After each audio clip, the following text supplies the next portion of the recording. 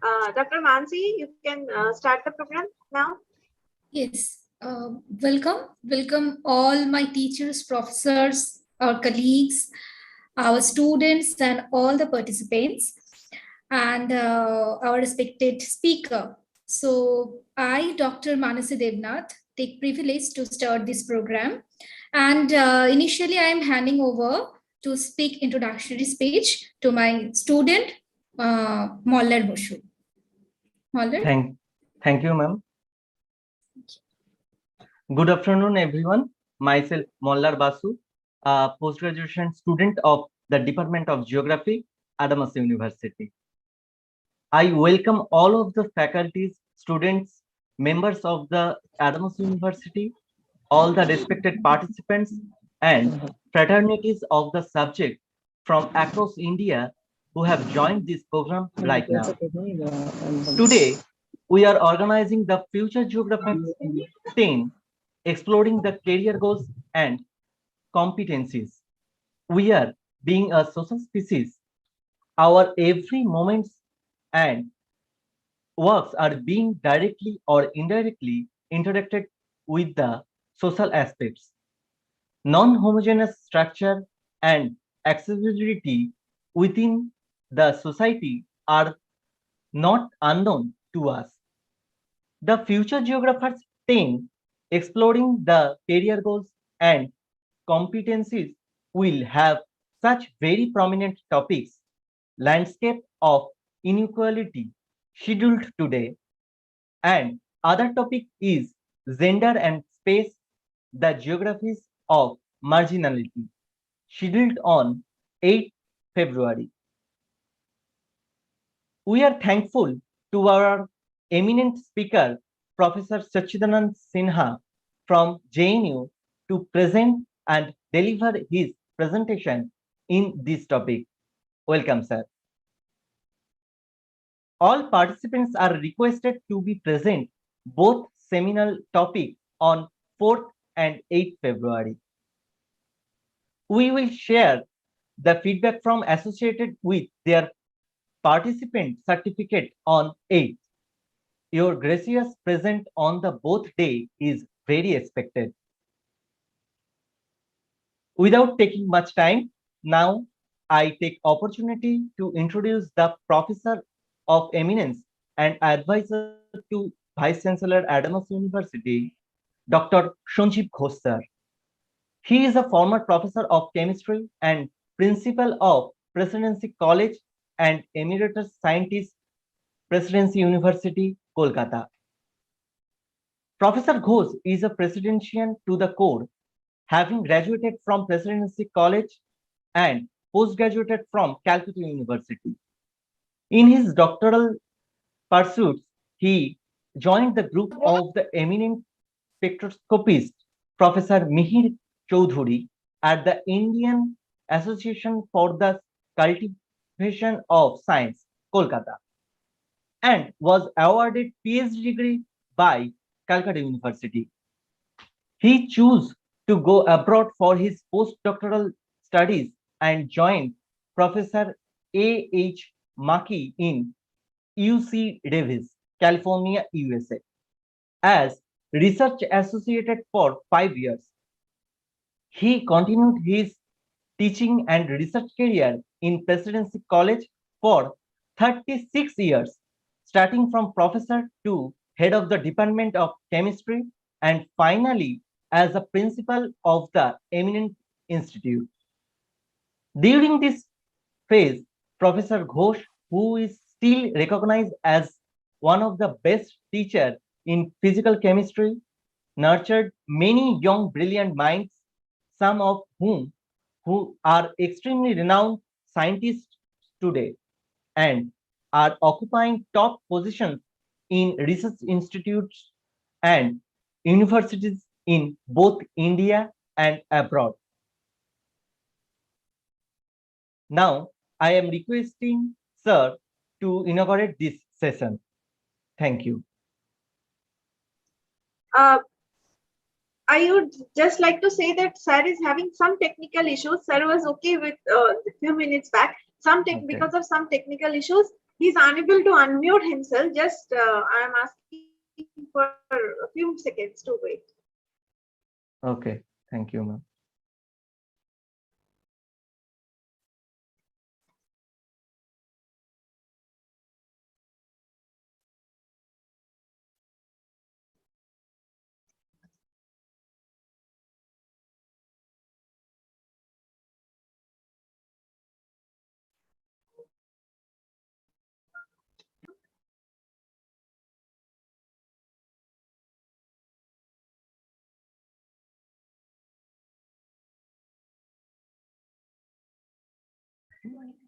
হ্যাঁ, আচ্ছা তাহলে হচ্ছে, হ্যাঁ ঠিক আছে, শোনা যাচ্ছে এখন? Yes, sir. Yes, Yes, sir. Yes, Okay. sir. Okay, so there was some problem. Actually, Professor Sina was mentioning that is the problem, I guess, with this. Sometimes this happens, and today's weather is also bad. In the morning I had a class, but several students were not able to attend because of this net issue. Okay. Firstly, welcome Professor Shochinanda Sina, who is a distinguished professor in JNU, and we are very lucky to have him for this webinar. And as students know, and faculty members are aware, and I just want to like to share with you that Adams University is an university who actually just not happy with the just the sharing acquired knowledge or teaching, but they are very much interested in creating knowledge. And to create knowledge, the research is the most important part. And every department has, that's why is a fundamental research, they are doing applied research, all kinds of research they are doing. And particularly I want to mention this geography department is very active department, very dynamic department, in the sense that they're not only taking classes but arranging this kind of lecture quite often during this hard time, last 2 years. I have been able to be there for almost all the lectures. Somehow they think that I can be there, I can understand something, but I don't know. I actually man of from chemistry, but I have many geography friends in Presidency College, and they're I know that how geography is so important in these days, and all of you know, geography is not like that today's as it was in our time. Today it has a tremendous application. So we are getting very good students, good number also, and we have very good faculty in the department. And this head of the department, Kosturi, and other members, all other members are very active in arranging this kind of lectures. So today we are happy to have you, and hopefully your lecture will be helpful to all students as well as all faculty members. And I hope this will also open some opportunity to collaborate with you or other members of JNU, or either our faculty members or students can directly. This is the advantage of this online, as I mentioned in a few minutes back, teaching, that our students and faculty members both can connect you and get some ideas or some views about what they're doing or what they want to do. They can collaborate with you or your students or your faculty members. So with these few words, I welcome you again, and thank you very much for coming over here to give a lecture. I hope that this will be very enjoyable and very fruitful to all of us. Thank you. Thank you, Professor Ghosh. Thank you, sir, for the kind words. Now I am introducing HOD of the Department of Geography, Dr. Kosturi Mukherjee. Dr. Kosturi Mukherjee is a gold medalist in environmental geography from Rabindra Bharati University. She joined Adams University as an associate professor in the Department of Geography under the Faculty of Science in 2015. Dr. Mukherjee has received MA Geography degree within the year 2010. She completed her doctoral research from University of Calcutta in its Department of Geography. She also has a diploma in software engineering and a postgraduate diploma in applied remote sensing and GIS from NIIT and Jadavpur University, respectively. Her research interest is focused on the analysis microenvironmental changes in the world. The paper presented at the National Seminar on Sustainable Development and Disaster Management at Uday Shankar Hall, Rabindra Bharati University in 2010 by her was certified as the best paper. I will request our HOD, Dr. Kosri Mukherjee, to speak few words. Over to you, ma'am. Thank you, Malad, for the introduction. Okay, so all my respected faculty members and to the speaker of the day and all my dear students, all the participants, I would like to welcome you all to Adamas University, the Department of Geography. Professor Ghosh has already mentioned that Adamas University is not only happy with the sharing of knowledge, but it has an aim to create knowledge. So following that vision and mission of the university, the Department of Geography is not trying to collaborate and trying to, impart the scientific knowledge from all the renowned researchers of this subject. So, in line with this mission, this future geographer was started with a vision that we will be inviting the renowned teachers and researchers of different field of geography, and the students will definitely be benefited by knowing that what's going on, what's recent going on in this subject, and how they can pursue their career in that aspect. Department of Geography academically offers BSc Geography, MSc Geography, MSc Geoinformatics, and PhD in Geography. Apart from that, we organize various programs like Future Geographer, like Faculty Development Program, like Summer School, for increasing the collaboration and for imparting more scientific knowledge. So with this, I don't want to delay further because we are already started a little bit late. And with this, I would like to request Malad to proceed further. Thank you, Mallar, ma'am. Mallar just want to one line to Kosturi. Geography Department, Professor Sina, have done a lot of work for outreach program, because our university is located in somewhat, not exactly in city, but in the middle of city, and there are lots of village around.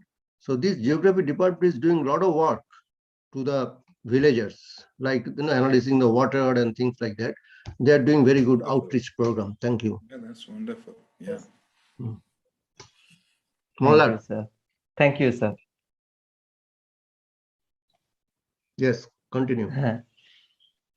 Now I am introducing the coordinator of the program, Dr. Manushi Devnath, post-graduation from JNU, have done PhD on glaciers of the Sikkim Himalaya from NEHU, NEHU, received Best Young Geomorphologist awards and currently holding a prominent post in the Association of Polar Early Career Scientists organization. I am requesting you, ma'am, kindly introducing our speaker. Thank you. Over to you, ma'am. Thank you, Moller. I am very pleased to have you, Professor Sachidanand Sinha. Professor Sachidanand Sinha is an eminent social geographer at the center of the study of regional development, Jawaharlal Nehru University, New Delhi. He was from the graduation level till today, he is a geonite. Like he has done his post-graduation from JNU, then MPhil from JNU, PhD from JNU, and as an assistant professor, then associate professor, and now as a senior professor, JNU. As well as He was the chairperson of the advanced studies of the center during 2017 to 2019, and also coordinator of the UGC Center for Advanced Studies in Geography. He works in the area of access to social amenities, particularly education, healthcare, housing, and related development issues, with special reference to the socially deprived populations, women, aged, and physically challenged people in India. He has published 5 books and more than half a century articles in reputed journals, and guided like 75 research scholars to prepare their thesis, as well as he is in editorial board of many reputed international journals. As well as he was member of the working group for the 11th Plan of University Grant Commission, Working Group for Development of Model Colleges in Educationally Backward Districts of India, Ministry of Minorities Affairs, and Ministry of Social Justice and Empowerment. During 2010 to 11, he served as a consultant to the Punjab Government Reforms Commission, and later in 2012 to 13 as the chief advisor of the core group of development of school textbooks in social science for the government of Rajasthan. He has also served as the advisor to the CABE subcommittee on improving government schools in India in 2015 to 16, and Niti Aayog Working Group on Vision 2030, Government of Punjab. As I know him since my post-graduation, Professor Sachinand Sinha is the source of positive aura. So now I'm welcome to Professor Sachinand Sinha to start the program, to deliver the lecture. Over to you, sir. Thank you, Mansi. Thank you, Professor Ghosh. Thank you, Kasturi, Malar. Thank you for inviting me, giving me this opportunity to interact with your university, your students, your faculty, the future geographers or the future innovators are sitting in front of me. I'm an outdated person, so, well, you know, I can hardly be instrumental in creating futures. But nevertheless, since the topic of my presentation today is landscapes of inequality, how we geographers look at the question and how, you know, the idea itself, which at some point of time in the early 70s was so alien to the field of geography, particularly in India.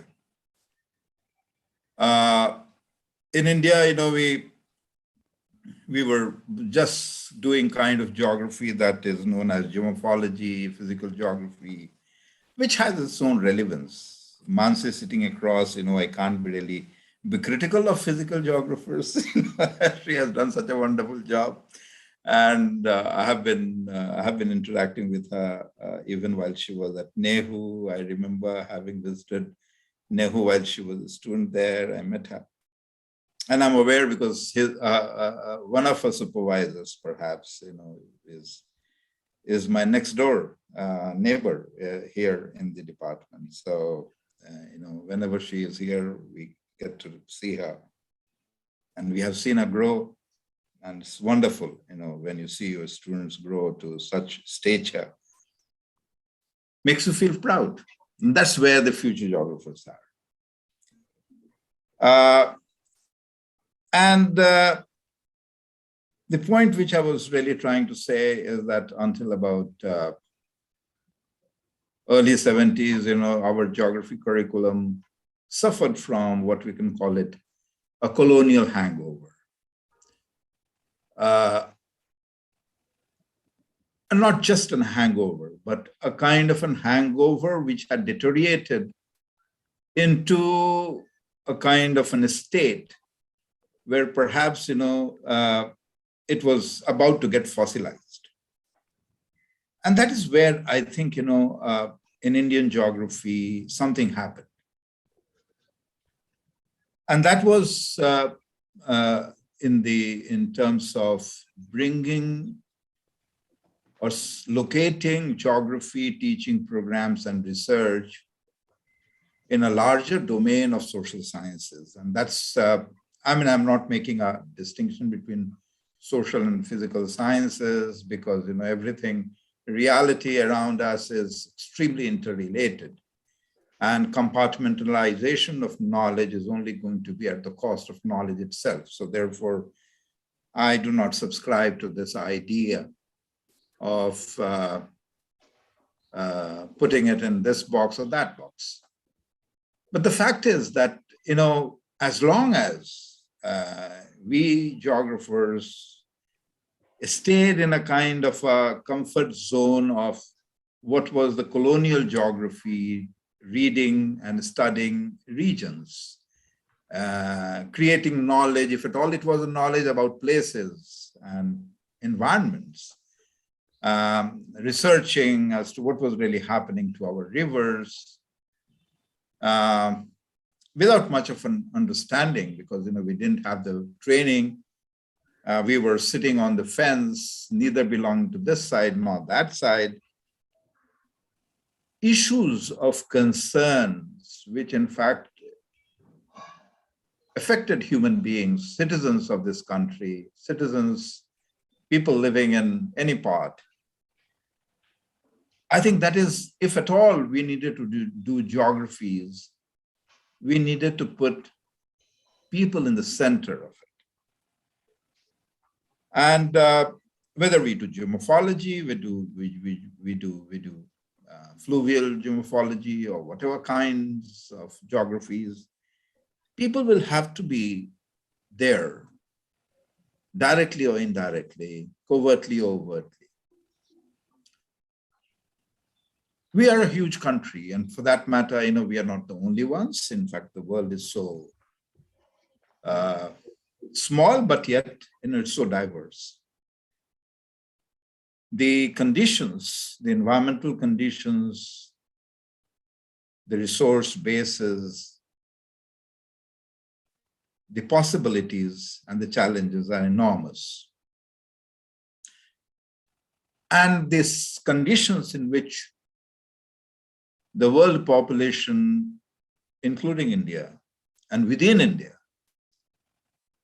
are situated or have been there for several decades, not just the last 70 years, ever since independence, but even before,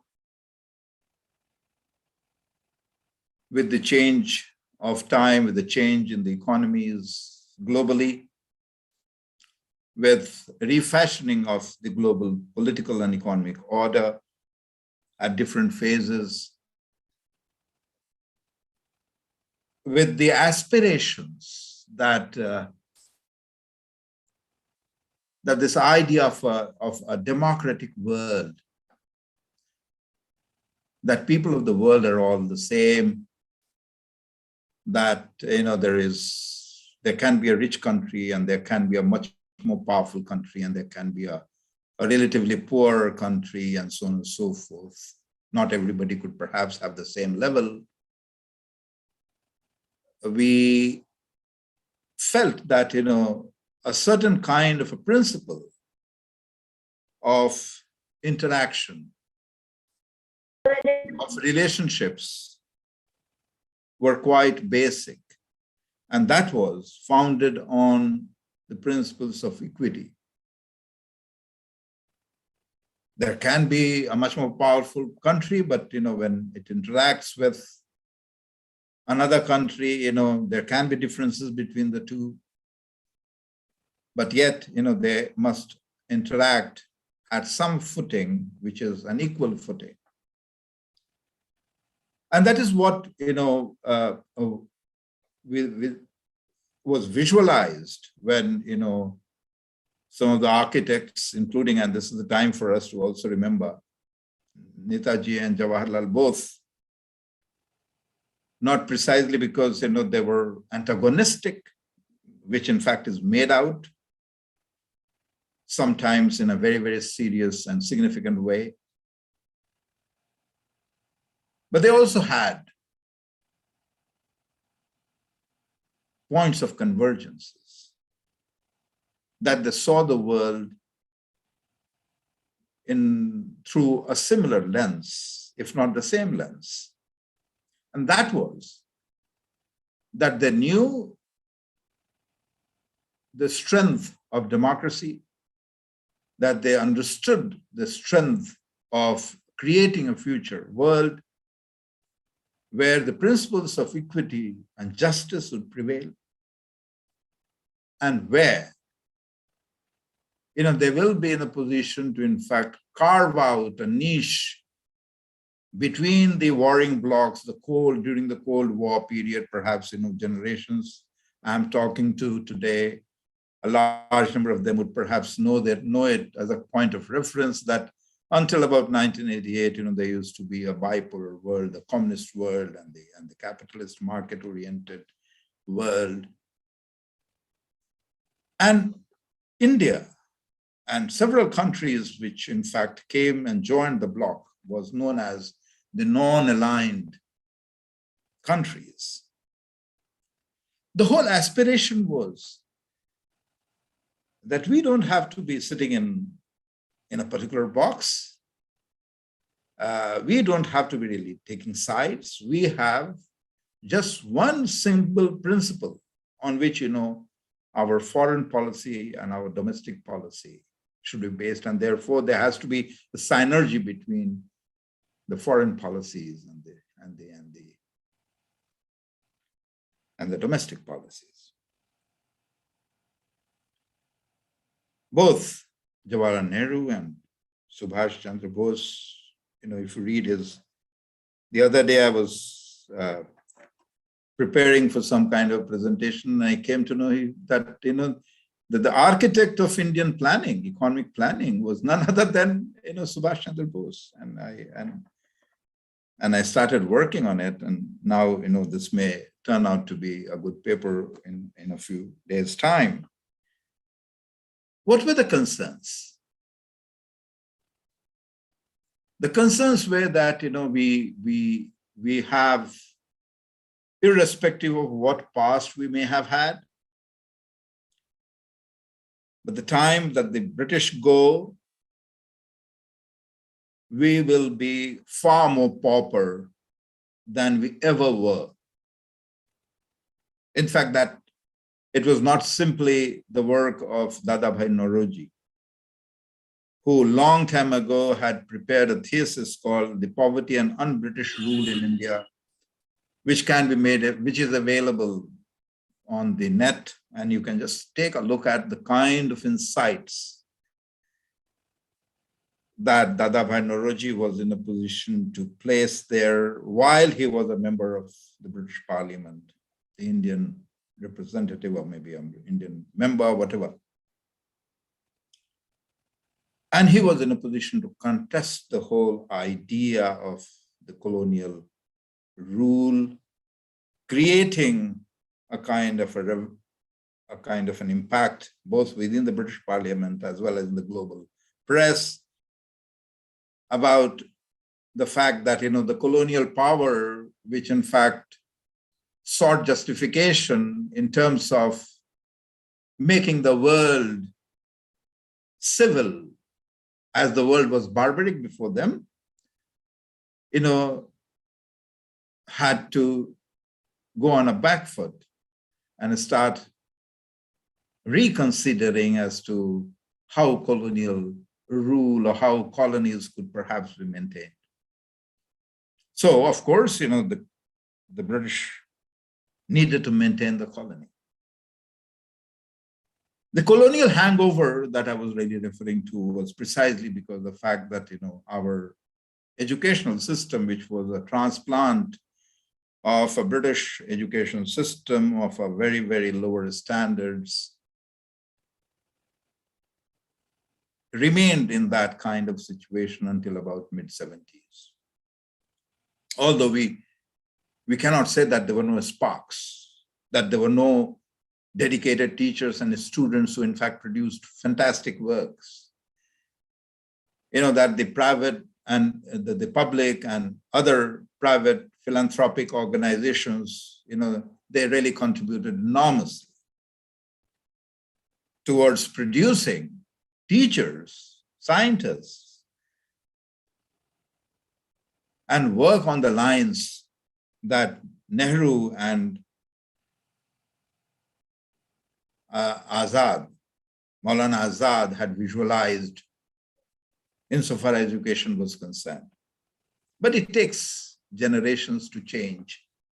Sometimes for a country like ours, where we tend to be really sluggish on several fronts. And therefore, I said that the question of inequality, which in fact was talked about by Dadabhai Naoroji, was talked about by several people down the line, made a very clear-cut distinction that there was no dearth of wealth, that there were propertied classes in India, they were rich, and what was much more pronounced as the ranks of the poor went on swelling year after year. And therefore, we needed to, in fact, address this question, not only just of poverty, but to address this question of inequality. And therefore, we need to understand the fact that the structure of inequality,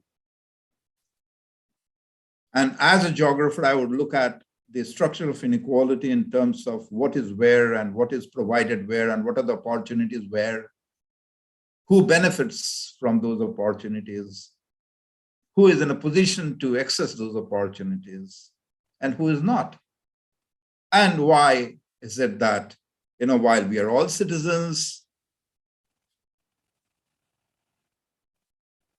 of a democratic nation, why is it that, some of us continue to exist in a perpetual state of deprivation? Deprivation is not of one kind. And that's where, people, you must have heard about multidimensional index of poverty. Somebody recently, in collaboration with the Niti Aayog, have published. And this is a recognition of the fact that, this is not today's recognition. We have been talking about multidimensional poverty, multidimensional inequality. We have been talking about economists and geographers and others, political scientists across the spectrum have been talking about that, there are layers and layers of deprivations. And when we talk about layers and layers of deprivation, it leads to multiple deprivations. You may not have income, and therefore you could be malnourished. Since you are malnourished, you could be weak. Since you are weak, you may be taken ill very often. You may be missing classes. You may not be participating in day's job, earning again less, which is called the vicious circle of poverty. All of you know about. I may not talk about that.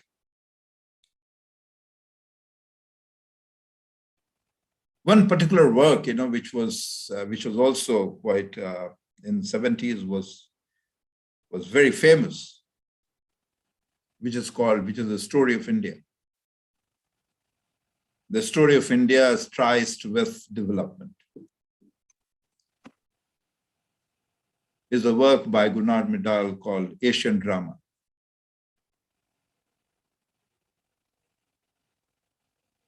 I'm recommending this text to our younger crowd, younger audience here today, to in fact take a look at them, because the structural dimensions of deprivations, not that he was talking about it for the first time, but it has been there, talked about even in earlier papers. Political scientists in India, from Rajni Kothari to Yogesh Atal to sociologists such as Andre Bete and not so much M.N. Srinivas. One of the foremost works, which was published by Penguin in a paperback was Inequality Among Men, edited by Andre Bete, very much an Indian sociologist. But the whole spectrum of sociology started looking into political sociology, economic sociology, the kind of branching out on the frontiers of knowledge that began. And all these happened in 70s. While we produced good understanding of, we produced new dimensions of knowledge. What needs to be noted here is something very important. That it is in 70s, after we have had our own. Just keep in mind that, in 1950s or 40s, when we got independence, we were not even a dozen universities in this country. We didn't have, today we are over 1,000 universities and we have nearly about 45,000 colleges. We have something like, a few lakhs of schools, and one can question as to what worth these institutions are and what worth these colleges are. Is a dimension which is not today's topic of discussion. But, what is more important for us to understand is that with whatever that we were in a position to, the infrastructure that we created during the 50s and the 60s resulted into creating, producing what Sanjeev Da was saying, knowledge of a new kind, a knowledge which in fact had a perspective which differed from those of the West. That the Western sociology and Western political ideology, although democracy itself was a Western political ideology, but nevertheless, we wanted to live in an equal society. We wanted to live in a much more equitable society. And therefore, this political idea, it may have germinated somewhere, it had its global presence in the 70s, many more countries, newly independent countries. There were still people, fighting against the colonial rule in South Africa, the apartheid regimes elsewhere in Africa, and so on and so forth. But the point that I was trying to make was that we, in spite of all these limitations with the first generation college and university students, with somebody who got their PhDs here in the Indian universities, not that they essentially came from outside, having completed, because as I told you, there were propertied classes, they went outside to do their PhDs, and some of them, they never returned. Some of them, they only could perhaps talk in the same language as, they were also like, civilizing us, we Indians, who were far more civilized when perhaps, the British and the Europe didn't even know how to make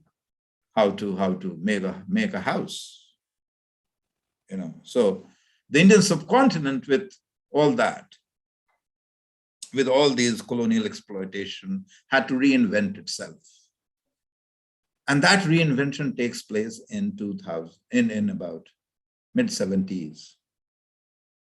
And when this, I'm putting this historical perspective before you, although I'm not qualified to be a historian, but I have been working on higher education. And therefore, I can see this distinct worldview, distinct philosophy, distinct apparatuses of inquiry,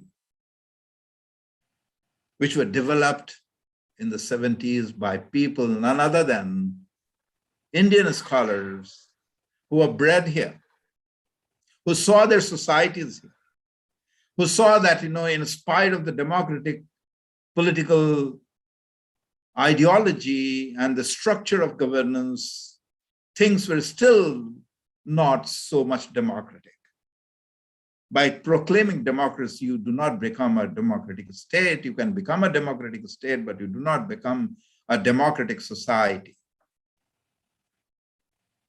And therefore, they started looking into layer by layer, as to how governance and social structures, which is something, that we geographers, as social geographer, me as a social geographer, who in fact would certainly belong to the first generation of social geographers in India, we started looking at this aspect when there was absolutely nothing called social geography in India. When there was absolutely nothing beyond the so-called human geography, which only talked about people living there, their houses of this kind, and they're growing these food, which had its own importance, but it was like reporting in gazetteers. It was not a scholarly exercise. These are structural differences. What I am calling it as structural differences, and I'm using the word differences, when they are perpetuated through the structures of power, through the structure of governance, they become instrumental in creating lasting inequalities. And that's where, we can see the landscapes of inequality. You can map anything on India's map. You can map any attribute, from nutrition to income to whatever, consumption to schooling to, children dying young to whatever parameter, even let us plot crime rates. Let us plot, indicators such as, rapes and murders and not just petty crime, things which really have an impact. Why I'm talking about murders and why I'm talking about rape? Because when a society, when a citizen, as a citizen, when we, in a democratic political structure, we resist that I am human as much as you are, that I have a survival, I have a right to survive, and I have a right to survive with dignity, that I can go to my school, that my child can go to school and would study there with dignity, would access those opportunities.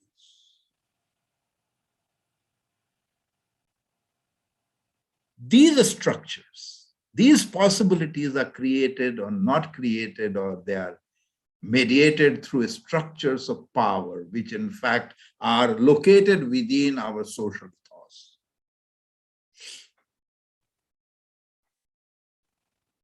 Sometimes we end up saying, since I work with marginalized communities, since I work with people who are at the bottom of our democracy, women, scheduled castes, scheduled tribes. Some of us sitting here may feel that, why somebody should be given an extra advantage of reservation in education, in employment. You may have 10 different ideas. But we need to, if we want to maintain a balanced body, a social fabric which in fact is weaker at certain places would collapse eventually. And therefore we have to create what is called equity. There are very good representations of equity. There are people who are at different levels. Not everybody who goes to IIT comes from that background. What really changes, and not people going to IIMs and maybe AIMS and these top-ranking institutions, where they come from. Find out. There are studies done. They're also run by the taxpayers' money, like JNU and DU.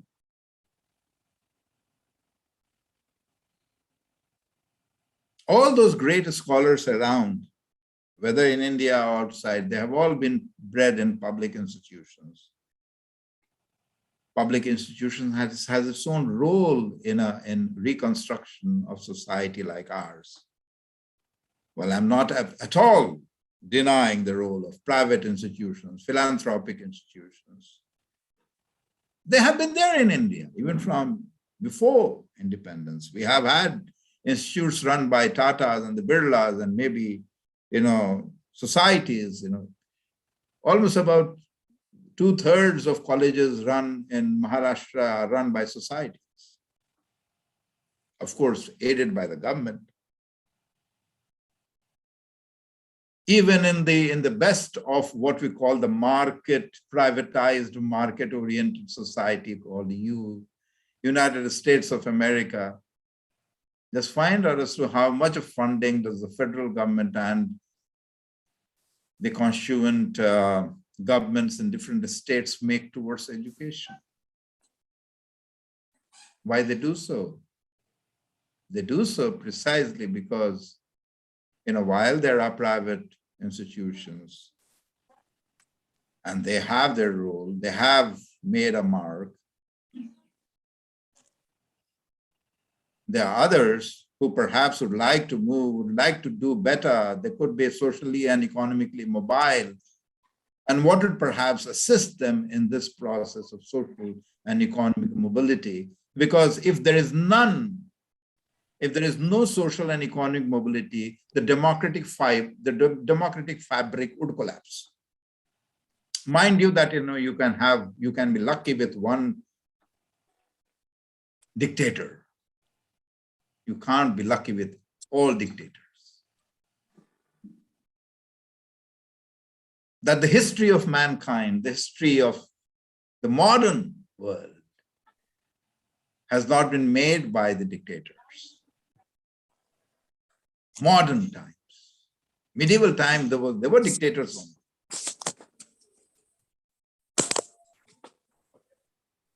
But this is an important thing, that we are living in different times. We can't be really going back 2,500 years and then say caste system was good. It is this perpetuation of caste-based structural inequality which is to be talked about as geographers also, because although the caste structure is all India phenomenon, the way it expresses itself is local. You may have a certain kind of a caste composition in Bengal, which may not be the same as in Bihar, which may not be the same as in Tamil Nadu, which may not be the same as in Kerala. You may have hierarchy, and that's what I'm saying. Hierarchies, when they are structural, they do not remain differences. They become unequal basis of accessing opportunities. And what are these opportunities? These opportunities are education, land, forest resources, and so on and so forth, whatever that could perhaps help you sustain and transform yourself is opportunities. And that's why Amartya Sen, when he talks about opportunities and capabilities, why is he talking about capabilities?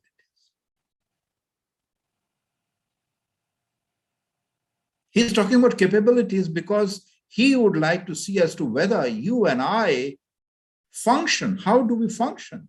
How do we just imagine, how does an illiterate person function? And how does a lady function? A woman in a patriarchal order, which patriarchal order could be global, but there has been empowerments. I am personally not agreeing. I'm not agreeable to the term called empowerment, because empowerment means that there is somebody must empower somebody else.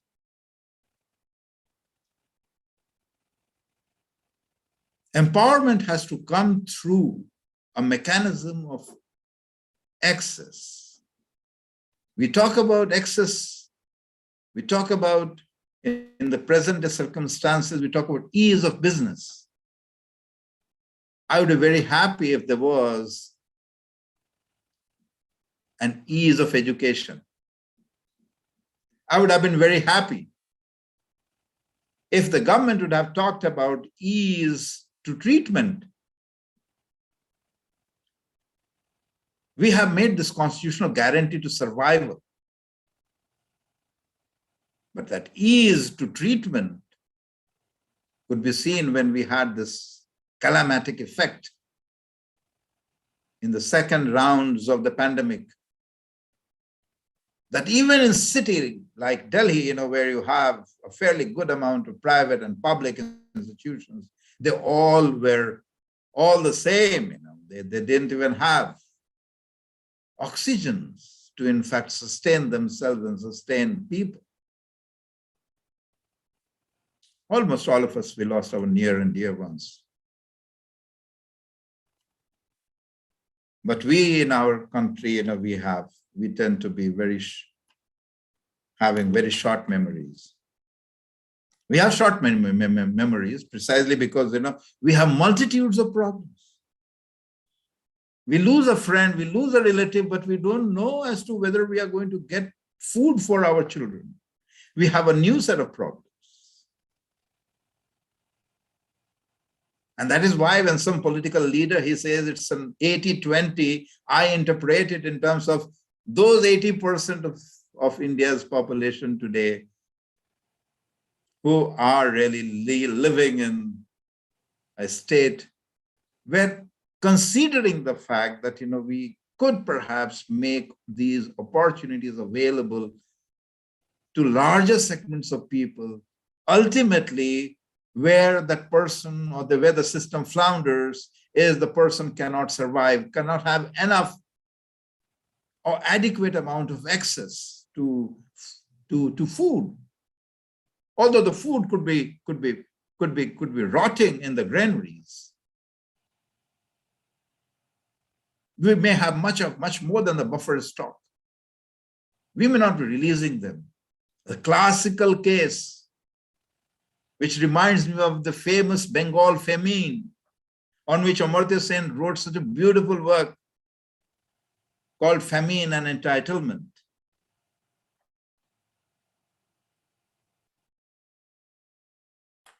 Just the failure of the crop doesn't lead to famine, that's drought. Famine is a situation where there is not enough food for distribution, there's not enough in the market. Just take a look at his work. It's quoted all over the world. And that was also quoted in the context when Ethiopian famine took place. People going to bed without food is a question of entitlement. And that entitlement then was considered in terms of the purchasing power or rotten economics. We get into this question of demand and supply. Let's again plot it, even today. and 10 years earlier, and 10 years even before that. Let us see the perpetuation of deprivation. Kalahandi has not yet come out of starvation deaths. That the government officials would like to turn starvation deaths into disease deaths, like it happened even during the pandemic. We may have good statistics of so many schools in villages, but why do we have 13% of our primary schools without teacher? And where are these 13% of our primary schools and upper primary schools? They are in the tribal blocks. They are in those areas where you have, not so important politically. So they struck politically citizens who could be your vote banks. Vote banks in an earlier incarnation of whatever democracy that we are practicing, and in the most fundamental sense, in the contemporary context, we could talk about vote banks in terms of polarization. That's the kind of a political, but then these political idioms of relationships, they make sense at the bottom. They make sense in terms of my child going to school, your children going to school, my child getting the treatment, your child getting the treatment, because child is a child. A poor man's child is no child. A rich man's child is a child. And therefore, we talk about space, inequality, and entitlements. When we look into this, then I would like to quickly bring your attention, because I think I should not be going beyond 50 minutes for my presentation, and I'm left with 11 minutes exactly. So I'll quickly talk about two things. If we have to make sense of all these, what I really described in terms of landscapes of inequality, I didn't particularly talk about where I could say, well, it is high here, low here, moderate here, more than average here, lower than average, and so on. So all these indices are so boring.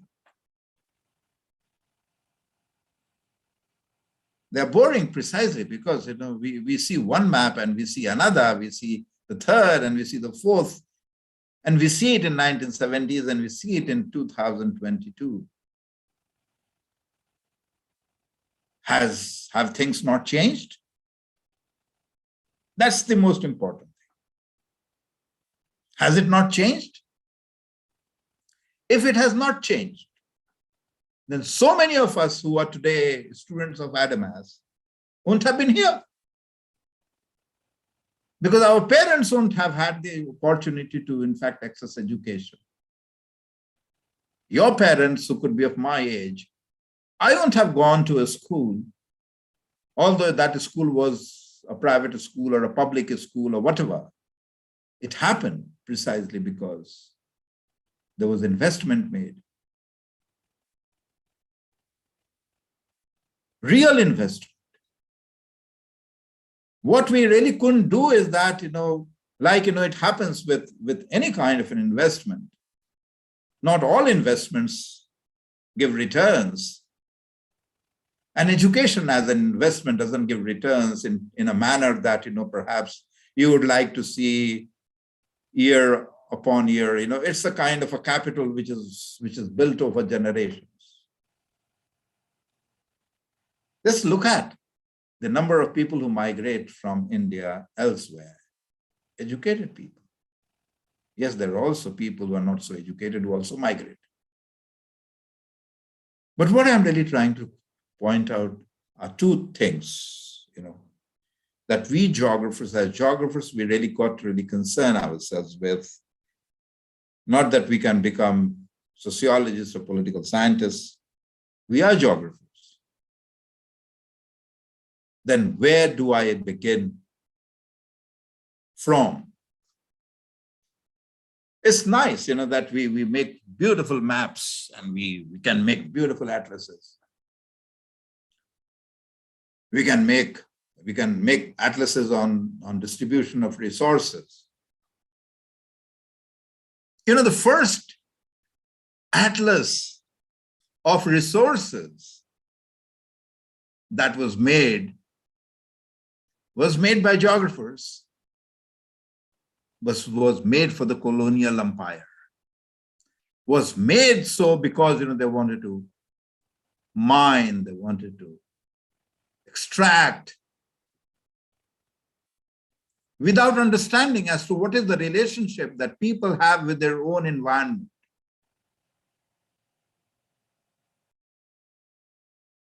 Maybe, that the Bhutanese people are not driving an Impala, or maybe they may not be driving the most modern, they may not be carrying the latest gadget, the best of the gadgets, but they're happy. They're not going to bed without food. People have aspirations. Why not? Individuals can have aspirations. Societies can have aspirations. But there are individuals down below and there are individuals on the top. And therefore, it's very important for us to, in fact, look at, and that's what geographers bring in. Geographers like, Harvey, David Harvey, if you have heard of his name. You have political scientists and people of great repute, Noam Chomsky, also a person from literature. I mean, he has done tremendous amount of work understanding literary structures. And it is from there that he brings in his understanding of the world. Noam Chomsky, you can see his lectures. You can also follow David Harvey's lectures on net. They are all free. David Harvey doesn't want to sell his lectures. So what he really is talking about, he's not the only one. There were generations of people, but he was the one who, in geography, who talked for the first time, along with Richard Peat and several others, Richard Morrill. In India, we had people like, Munis Raza, who in fact presented the first ever perspectives on what a colonial extraction industry do to the resource base of a country. And how this has to be understood in order that we could inform the contemporary governments that you could be following the same policy, you will be really putting India into trouble and people into trouble. That's what one is, that, we are all very happy about, what we call FDI, globalization. Colonialism was a kind of a globalization. What is the difference between the two? Now you have corporates exploiting you, then you had, and mind you, one of the initial players in the globalizing colonial world was again a capitalist. Not that I'm against capital. I'm against capitalism of the kind that it has become. And what makes me say this? It makes me say this precisely because of two reasons. Capitalism talks about private enterprise, talks about creating opportunities so that, private capital, private initiatives, that there are people who are hardworking, there are people who may not be working so hard, there are people who could be lazy. And I can understand that. And I'm reminded of a beautiful essay, which in fact was written a long time back by Karl Marx himself. And the first line was that people are born lazy.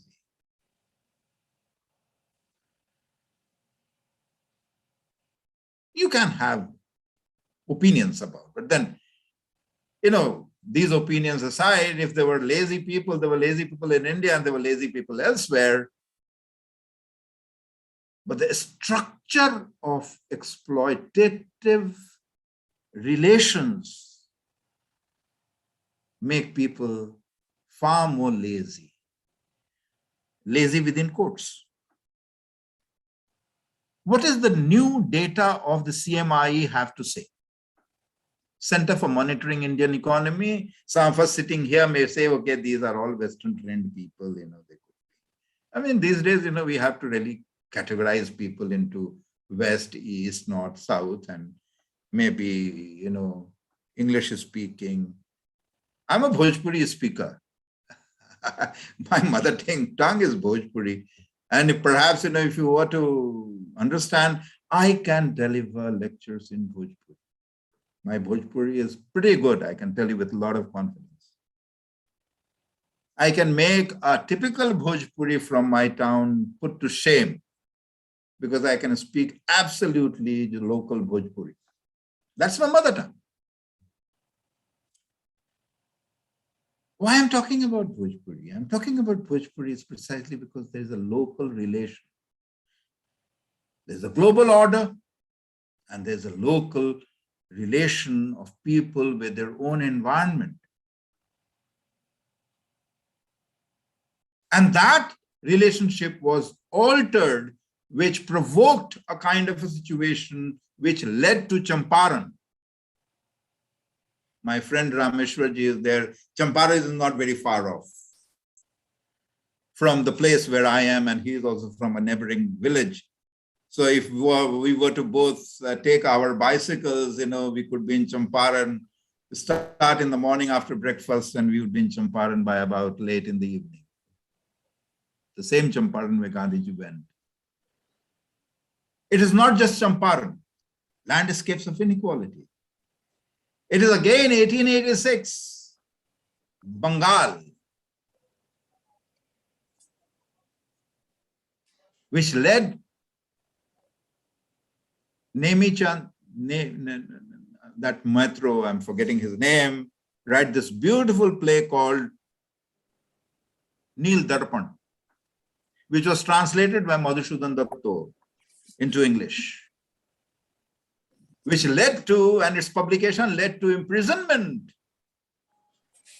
of people like Madhusudhan Datta and several others who were put behind bars exactly the way we have it now, when people who raise questions pertaining to the propriety of their demand as citizens, put behind UAPA, disturbing elements. I work on crime also, so I know what are the kinds of terminology that the police make. It's not that, it happened then and it didn't happen later. Congress government did it, led by Siddhar Shankar Ray in Bengal, when there was what we call is Naxalbari movement.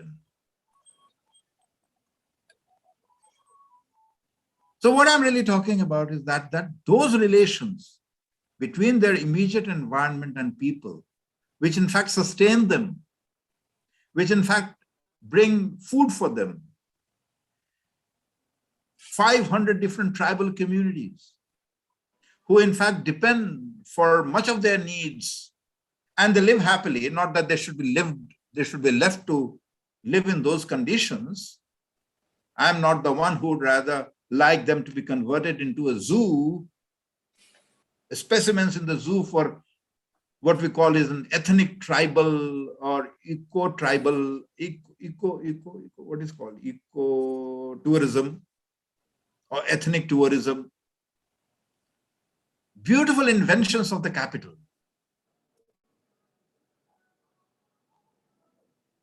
Let us preserve our villages, because those villages could perhaps be exploited in due course of time as centers for ethnic tourism, where somebody would come from the West and say, okay, our ancestors lived like this 200 years ago.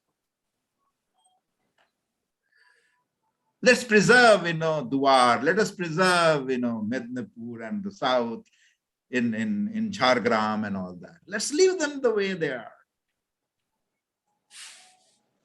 Because the more they stay in that kind of a condition, more it becomes appropriate to exploit them in the name of development and say, we are bringing development. Like the white men brought in civilization to turn us as barbarics into prosperous people. It didn't happen, but it did happen. One must ask ourselves, the structures of inequality and the landscapes of inequality continue to be, and that is where, I would ask my last question, that the capitalism, which in fact is seen as a kind of a idea for free market, and there, frankly speaking, there is no free market anywhere in the world.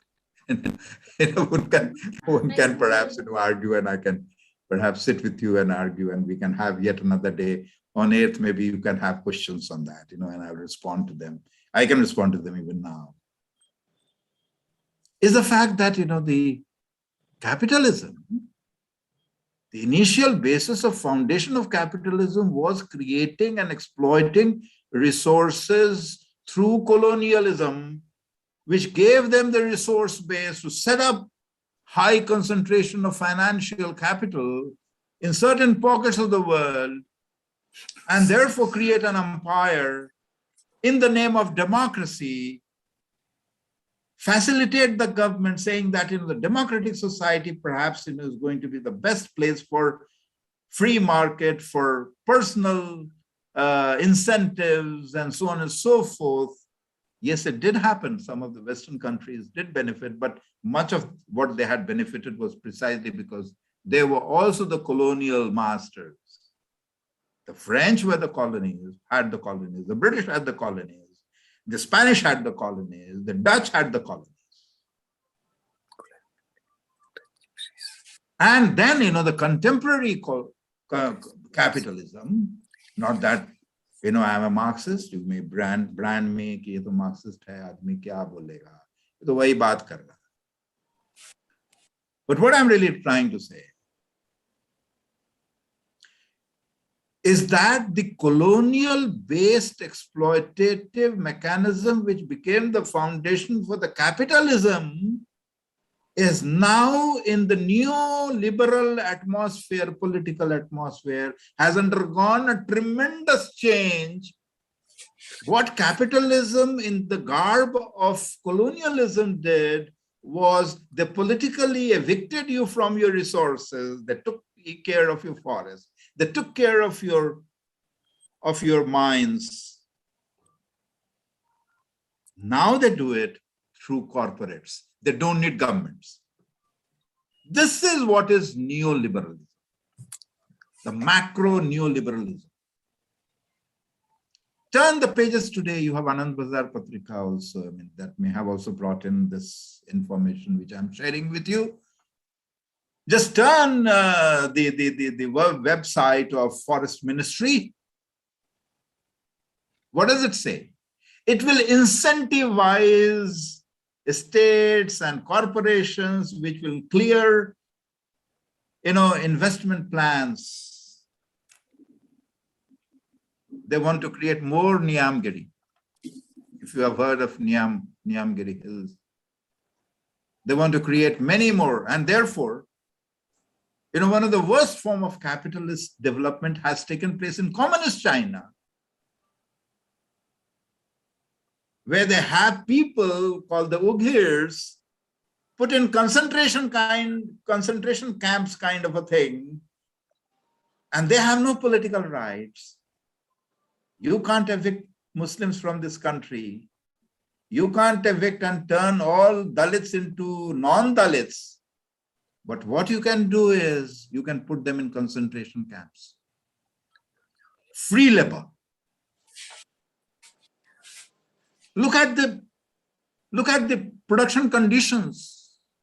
The production conditions are favoring it is not the capital which in fact makes the decision. It is what has really become on a global scale much more visible is the labor availability has really shifted industries from the West to China and to the East and the Far East. Why?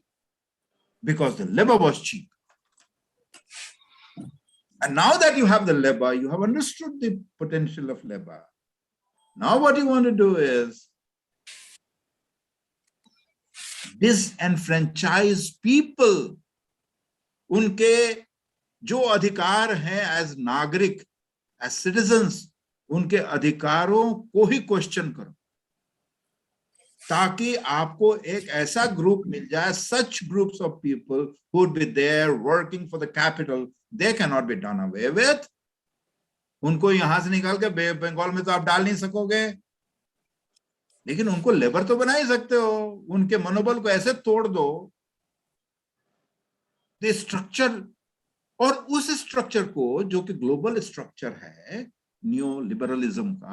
I am sorry I shifted to Hindi because अंग्रेजी में इतनी देर तक बोलना मेरे लिए बड़ा मुश्किल है, एक फॉरेन लैंग्वेज है, लेकिन बोल रहा हूं, क्या करूं।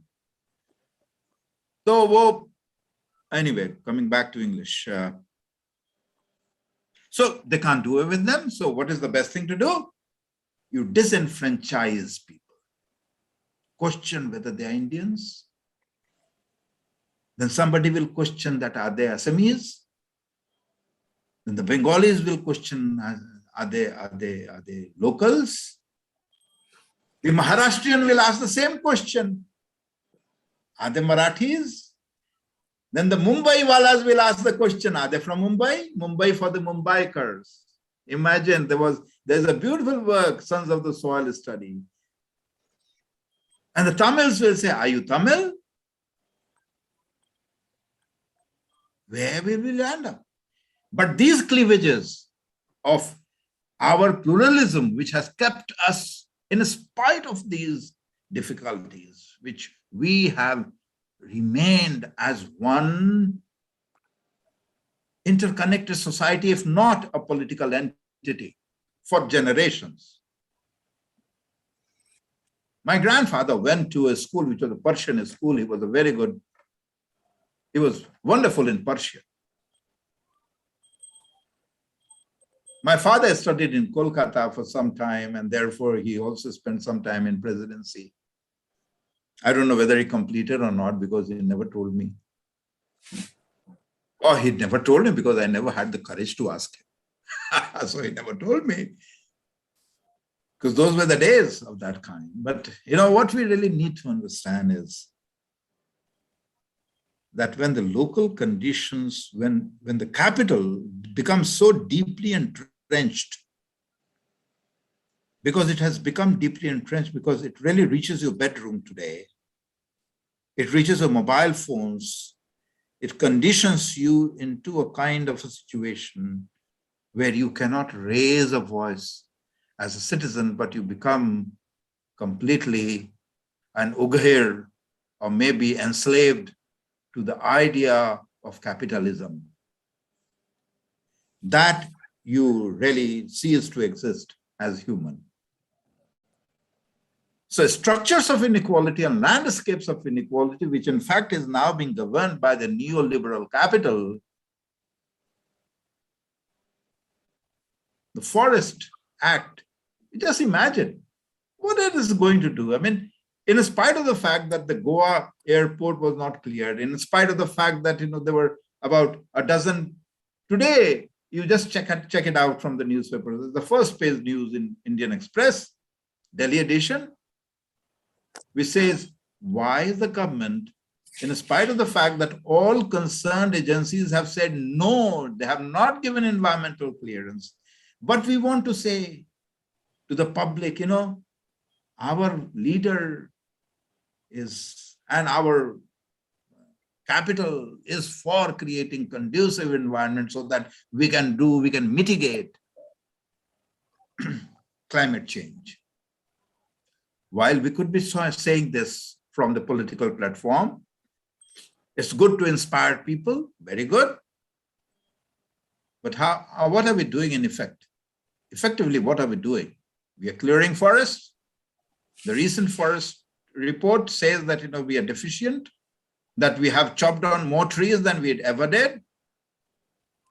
And there is so much of burgeoning of data, those which are almost a scant forestry is in fact shown as dense forest and so on and so forth, in spite of satellitic imageries that we may have and we may be teaching our students. The more of the satellite imageries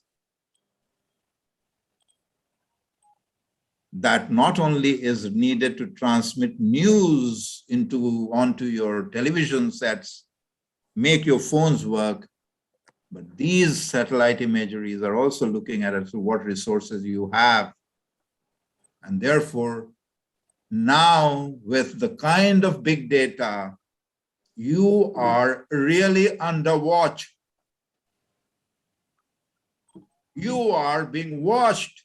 Every time you click something on the computer or on your phone, you want to buy a pair of shoes, and there is this data which goes around, and immediately when you access something on some other platform, maybe some other, immediately you have shoes coming from left and shoes emerging from right and from the top and the bottom.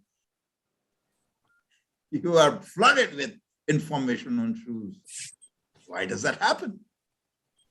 So, mind you, your expenditure, my expenditure is being watched. Everything is being watched. There is this AI, which in fact holds the key for tomorrow. This AI is going to dehumanize. I'm not against science. I'm against technologies, which will dehumanize. If science can help humans do away with their inequality, which the history of technology has not done, I have my serious doubts about those technologies, and I must take a considered position on that. I can't really accept a technology which is going to move people out of their work. I will create good technologies to help people, but I will not create technologies, and I will not apply, and that's a political decision. I will not apply a technology which in fact is going to take away the worth of my hands. Because history has not shown that. There is no indication that, this is the direction in which things are likely to happen. The only direction in which things are likely to happen is going to be perpetuation of poverty and inequality, so that capitalism of those 2% people that Piketty is talking about, who have been joining ranks, who have been dividing their families, and who still control 53% of the world resources. 1%. At whose cost? Are they so ingenious? No, they are not. They are looters. They are looters because they have changed the law. And therefore, if we need to remain humans, if we need to protect this earth, we have to get back to some of the basic principles of human survival. And that is respect people's right over their immediate resources. Good, bad, worst. You didn't need a capitalist of the Bill Gates to tell people in Rajasthan as to how they should be conserving water. They conserved it in their homes. They really didn't need anybody coming from the World Bank and telling them as to how you can perhaps irrigate your fields. They irrigated their fields. And there was no major crisis in Rajasthan, even in such places like down south, the hungry belly, which was known as the central pocket of India at some point of time. People did not die of hunger, even during the medieval period, although the society was very unequal. So inequality is one thing. Survival is another. And we cannot separate people's survival from their own resource bases. The resource base, whatever is left, is now under tremendous threat of being privatized. And that kind of privatization I'm against. And I would like to raise and end here your concern, invite you to these concerns, think systematically. Thank you very much for giving me this opportunity. And I've been listening for more than roughly about an hour. So I'm open to questions if you have any. Yes, thank you so much. It was indeed a very good talk. We have learned a lot, and obviously we have questions so far. So Raka or Dipanjali, who is going to take the questions? Yes, ma'am. I'm going to take the questions. So then, with your permission, I would like to read out the questions to you. May I read the questions for you? Please go ahead. Please go ahead. You have the floor. Thank you, sir. So firstly, I would like to thank you for discussing with us such informative speech, for enlightening us on the topic of inequality and how it affects the society. And now I would like to proceed with the questions that we have in the chat box. And sir, there's a question that according to a recent Oxfam India survey, the number of billionaire owners in India has increased by 39% in the last 2.5 years, with a combined net worth of rupees 53 lakh crore. If the total wealth of the first 10 of these rich people can be utilized, all the expenses of the school education and higher education of the country will come up in the next 25 years. So will such economic inequality continue to grow in the countries, in the third world countries like India? My answer is take a look at the budget. Have you watched the budget, the recent budget, national budget, union budget? That is the direction. Okay. Yeah, you are right that, if you see, this has been a classic question, ever since even, the best of the economists have been talking about, which is called, which has been discussed by Pareto, Wilfredo Pareto. My economist friends, if there is anybody here who talk about that, you cannot make one person better off without making the other person worse off. So, in a democracy, we can't really say, okay, I take away your wealth because you have this, you have proprietorship. Yes, when we embarked upon the path of development after independence, we did demolish zamindari system because there were people who had thousands of acres of land and they never operated those lands. Somebody else worked on their land. The zamindars in Bengal are notoriously known in the stories of Sharat Chandra and all that. They all stayed in Kolkata having servants, and they were enjoying the best of their lives. Not that the Biharis were any behind. But then there were fewer Biharis of that kind.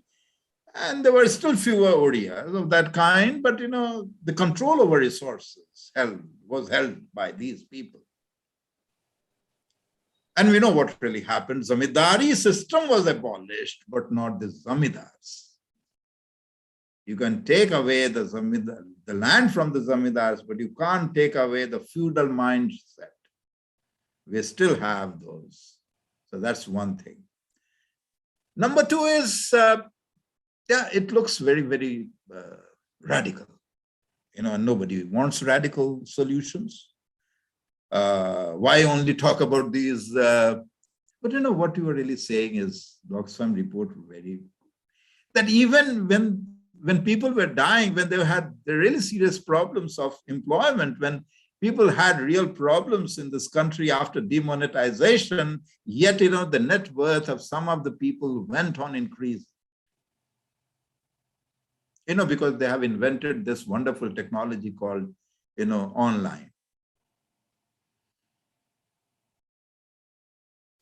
You will give me some money or may not give me money. That's another point that, for any lecture, what money I get. Yeah, but that's an alternative source of generating more funds. एक बार lecture दे दिया, 50 बार run करो record को, जिस तरह से हमारे जमाने में होता था. Switch on the button and the record plays time over and over again. You are making no expenditure. But anybody who's listening will have to pay a few thousand rupees, or maybe we'll have to buy, if not, even if you make it free, we'll have to buy data, we'll have to invest in Android phone, their Android phone will sell, their data will sell, So look at the sectors where they have done well. These are the sectors. And what has really gone out of practice? Education. Children out of school, 168 million children globally have, look at UNESCO report. In India, I know, and they're closing down schools. Through the new education policy, they are trying to tell us that they're going to rationalize the school by telling us, there is very poor quality of education. Poor quality of education has nothing to do with one school or one teacher. Poor quality of education has to do so much with the kind of teachers. If you have employed teachers who are illiterate, they will produce illiterate people. And I know over generations, especially in 3 to 4 decades, we have appointed teachers as on the basis of political recommendation, not on the basis of their worth. There have been these private colleges, mind you, you are also a private university, but don't take me wrong, that there have been private teachers training colleges where nobody went, got their degrees, and they became qualified teachers, and they couldn't even clear the examination of the TTT or whatever you call it, teachers training or whatever, they have state level examination. Most of them, they collapsed, they failed. So therefore, we need to have a very concerned prioritization as to what we really want. We want our GDP, which is now injected into our brains. GDP 8%, GDP 11%, and we keep jumping in our shoes without even realizing that we could be jumping, but my son is not getting the job. My brother is out of job. My sister can't get married, not that she has to get married. Not everybody needs to get married. Some people can live alone, and somebody can enjoy their lonely life, but they should have something to eat, make their own dreams.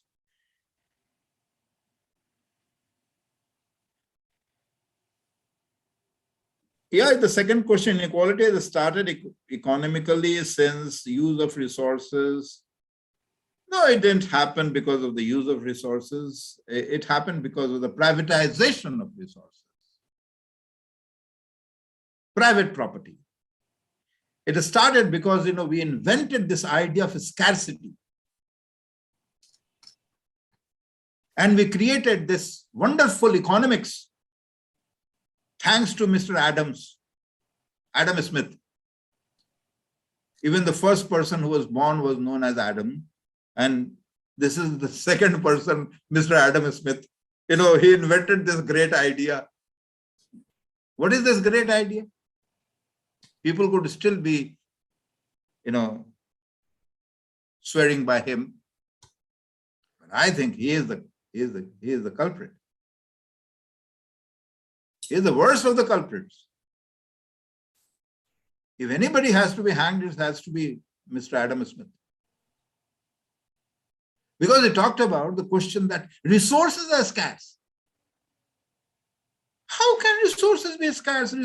There is something in economics called, it's called, it's become very complicated, but it's called a scale of technology. resources are always linked with the question of technology. If I have the sickle, I will only cut the grass to the extent it is needed. But if I have a harvester, then I will dig up the whole place and leave it for absolutely no use. That's the basic difference. Resources became scarce and inequality became so because, we privatized. I 2 years back, I went to 2.5 years back, I went to Tamenglong in Manipur. And they have this collective farming. Ownership is collective. Everybody there over the years have become unhappy, but in their own imagination, in their own memory, in the folk memory, they didn't go to bed. They had no problem. They were doing pretty good.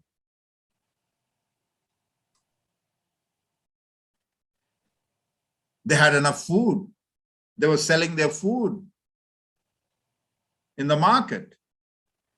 They had rivers flowing with different kinds of animals which they will catch and they will sell in the market.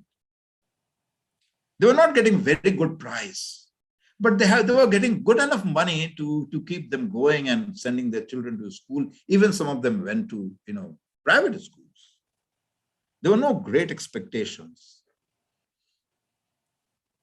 But then the government said, we want to develop Northeast. We have this look east policy. Okay, so what did we do? We wanted to broaden the road. What we wanted to do, ABD will give you money. We want to construct railway. Not that railway is not needed. Yes, we should construct railway. Insofar as people are concerned, they need to take their goods, not only from Jiribang or may sell it in Assam, but they would also like to sell it elsewhere. Wonderful. Should be done. Take the consent of people. If people want it, do it. If you want to really penetrate the local market and you want to get across from Jiribam through More into Myanmar and further Myanmar to the Far East areas into Southeast Asia, because you want to capture the market, capital market, capitalism. What happened to वो मेरे गांव में जो रामदाना बना के बेचता था, पता नहीं रामेश्वर जी को याद है कि नहीं है, मैं बड़े पीछे पीछे घूम के रामदाना खरीद के खाता था। वो घंटी बजाते हुए बंदा जाता था, है ना। पता नहीं गांव में लोग काबुली वाला को लोग भूल गए हैं, तो अब किसको याद रखेंगे। No, sir. लेकिन वही है, मुद्दा वही है कि हमने क्या किया। हमने छोटे छोटे व्यापार, जो हमारे नुक्कड़ की दुकान है, उसको बंद करके हम सामान कहां से खरीद रहे हैं, ऑनलाइन खरीद रहे हैं। और कहते हैं यार ऑनलाइन ऑर्डर कर दो। तुम्हारे जनरेशन से बोल रहा हूं मैं, तुम्हारे जनरेशन से बड़ा ऑनलाइन करते रहते हो। क्या होगा? ऑनलाइन से ये नुक्कड़ का दुकान जिसमें आप ब्रेड वगैरह कभी खरीदने चले जाते हो, कभी चावल खरीदने चले जाते हो, कहीं से दाल खरीदने चले जाते हो, वो तो अच्छा है। कलकत्ता में अभी भी बंगाली मुशाए जो हैं, वो जब तक बाजार जाके मछली देख के नहीं खरीदेंगे तब तक उनका मन नहीं भरता कि पता नहीं कौन सी मछली खा रहे हैं। वो ये भी चला जाएगा, कुछ दिन में तस्वीर देख के आप मछली खरीदेंगे, जैसे कि आप खरीद रहे हैं, फ्रेश टू होम। तो वो जो एम्प्लॉयमेंट चल रहा है भाई, जो मेरे नुक्कड़ के दुकान पे एक जो क्या कहते हैं उसको हम, एक मालिक क्या हो रहा है अब धीरे धीरे, वो अमेज़न का मजदूर बन रहा है। इज बिकमिंग, अभी आपके घर के बगल में हो रहा है, आपको नहीं दिख रहा है तो मत देखिए। मैं तो 10 साल और जिंदा रहूंगा, झेलेंगे आप और झेलेंगे आपके बच्चे। नहीं देखना, मत देखिए। और मैं कुछ नहीं होगा तो अपने गांव चला जाऊंगा। रामेश्वर जी हैं, वो पास में किसी गांव में बैठा भी देंगे मुझे, कह देंगे लो भैया तुम्हारे भाई नहीं रखना चाह रहे हैं, चलो हमारे गांव चलो। वहां भी इसी तरह का भाषण दे दे के सच्चिदानंद नाम मेरा है ही, उसमें स्वामी सच्चिदानंद लिख दूंगा, और फिर मेरी दुकान चल पड़ेगी। लेकिन आप लोगों का क्या होगा, ये आप सोचिए।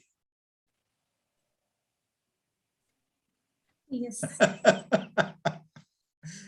You know, it's something that I'm laughing because we have become so blind. Yes, sir. Because of the AI also, right now we are Forget finding about that AI, beta. Forget about AI. AI will come when it will come. Let us try to tackle this I in our neighborhood. Yes, sir. क्यों नहीं हम कहते हैं कि भैया ये Amazon से हम ये सामान नहीं खरीदेंगे। जिस तरह से हमने स्वराज के लिए लड़ाई करी, जिस तरह से हमने ब्रिटिश कपड़ों के का दहन किया, हमको ये करना पड़ेगा। मैं कोई समाज में उथल पथल करने की कोशिश नहीं कर रहा हूं। कल आप लोग ये वीडियो जो है ना कहीं चला मत देना मेरे को, हालांकि लाइव है, तो मुझे तो पहले सरकार जो है ना यूएपीए में पकड़ के डाल देगी। चलो वैसे भी नौकरी जाने वाली है, चला जाऊंगा तो कोई दिक्कत नहीं। बचपन में भी एक बार गया था, तो जेल से निकले फिर जेल पहुंच, कोई बात नहीं। लेकिन मैं डरा हुआ नहीं हूँ, अपनी बात फिर भी कहूंगा। हेलो जी जी जी रामेश्वर जी बताएं। जी, मैंने रामदाना के बात किए थे सर, सिमट कर एगो हाजीपुर में केवल रामदाना थोड़ा सा मिल जाता है, सारा बिहार से चला गया। दूसरी बिहार बात से चला गया ना, तब जी, बताइए। मछली के वो बहुत संबंध सारे में ऐसी चीजें थी जो हमारे गांव में मिला करता था, जो लोकल वेंडर्स बनाते थे, अपने परिवार का देखभाल करते थे, उनके बच्चे स्कूल जाते थे। नाउ दे हैव बिकम दिहाड़ी मजदूर। जी जी जी, और वो भी मजदूरी उनको 365 दिन नहीं मिलती है। जी, फिर आप मछली के कहेंगे बात कि साहब हम किसने कहा कि आप इतने बच्चे पैदा करो, देश का प्रॉब्लम ओवर पॉपुलेशन है। ये भी गलत है। जहां पे भाई साहब हम बता दें, हमारे देश में एक ये प्रक्रिया चल रही है कि हम मरहम वहां लगाते हैं जहां घाव नहीं होता। तो मर्ज कहीं और है, दवा कहीं और चल रहा होता है। आजकल डॉक्टरों के पास हम जाते हैं ना, वो कहते हैं भाई इधर ये भी टेस्ट करा लो, ये भी टेस्ट करा लो। भैया सर में दर्द है, तुम मेरे घुटने का क्यों इलाज कराना चाह रहे हो? वो इतना कुछ करने के बाद फिर कहेगा अच्छा ये सैरिडोन खा लेना जब सर दर्द हो तो। This is the whose industry is doing better? 3 industries. IT. What else? Can somebody help me? Health, sir. Yeah. Health. Yeah, pharmaceuticals. Yes, sir. You're right, Devjan. Pharmaceuticals. My friend is a COE of a pharmaceutical company and I keep telephoning him now and then. हमने कहा तेरी तो तनख्वाह बढ़ गई, यहाँ पे 4 लोग मर गए। That's the human life. Look at the value of human life. Somebody is selling a particular product for the treatment of a particular disease which costs you 15 to 16 crores, one medicine. Is it a funny thing? Maybe somebody had great intellect. And mind you, most of these intellects that people are developing about, read a book by Mario Mazzucato. What Mario Mazzucato has to say. It's a thin book written by a lady, an economist, who says the value of everything. And what she is establishing, that many of these products which are selling in the market, the science and technology, were supported by taxpayers. They were not supported by private money. So let's not create this notion that private enterprise is incentivizing and therefore creates knowledge and creates products. No. This is not true. Read. You can download this book by Piketty, Thomas Piketty, Capital and Ideology, 2020. Published in 2020. It's an expensive book otherwise, but people have made it available on those free web pages. Read it. They're based on data, facts. A person who was, because of his capacity, the capital wanted to buy him, wanted to honor him with Nobel Prize. He said, no, I don't want Nobel Prize. Leave me the way I am, I'm happy otherwise. He didn't want to, because he decided not to become a stooge of the capital. That many people are. This neoliberal capitalism coming from Chicago school and all those schools, that were, who is running the government? Mamta ji? Modi ji? No. Businessman. No, Jennifer, it's not just business. It is economists who, in fact, have been paid and trained ideologically to, in fact, sit in every department. Go to any department which is in what you call writers' building or any building, you'll find somebody who was not appointed by the government. And I'm not joking. So I have one question. It's very Yes. basic question. Sir, as what kind of society we are looking for, we have in our dream, in our mind? Because, Is it we don't have dreams. like, yeah, but No, we don't have dreams. Forget it. We could be dreaming this night and forgetting about it morning. Because in the morning, I'm really bothered about my cup of tea and some good cookies with that. And that cookies come from Parle. And what will happen if Parle is shut down? so is it really exist at present in our recent world? What else you require? You have all these happening around you and you are asking whether it exists. And this is what exists. You don't want to see, you want to dream. Stop dreaming, first see. If you are blind, don't see and dream. But Dream to mujhe bhi bahut अच्छे aate hain. But sir, the thing that is going on right now, the structure, the mode of production you were talking about, the mode of production cannot be changed. And Why it can't be changed? Who says it can't be changed? That is where the problem is. Who says it can't be changed? I will say, like the farmer said it, you can't take away my land by putting it on a contract farming. Farmers did that, and you don't want to believe, because you don't want, I and you, we don't want to stand up and say, look, I'm going to grow this food. And if I do not get very good price in the market, I will keep my family happy with the food that I'm growing. At least I will not let my family depend on your employment. And that is where geography, that's what I said. You have to reinvent this relationship between the environment, resources, and the people.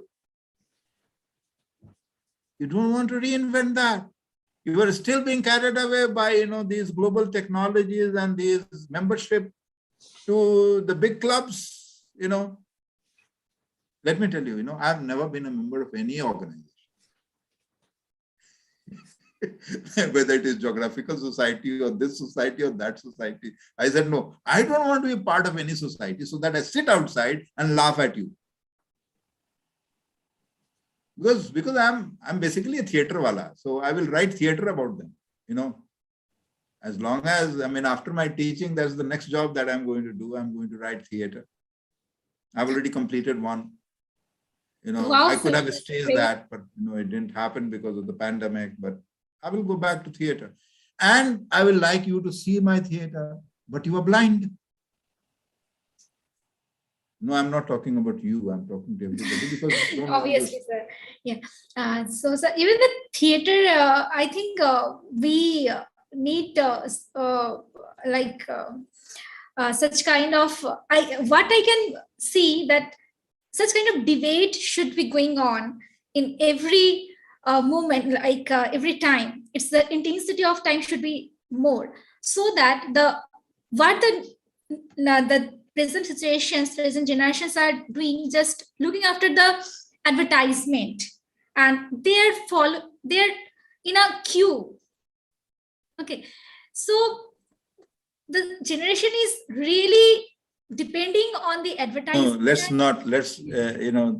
I told you guys are blind, I shouldn't have said this. I don't think, I'm so hopeless about the generation.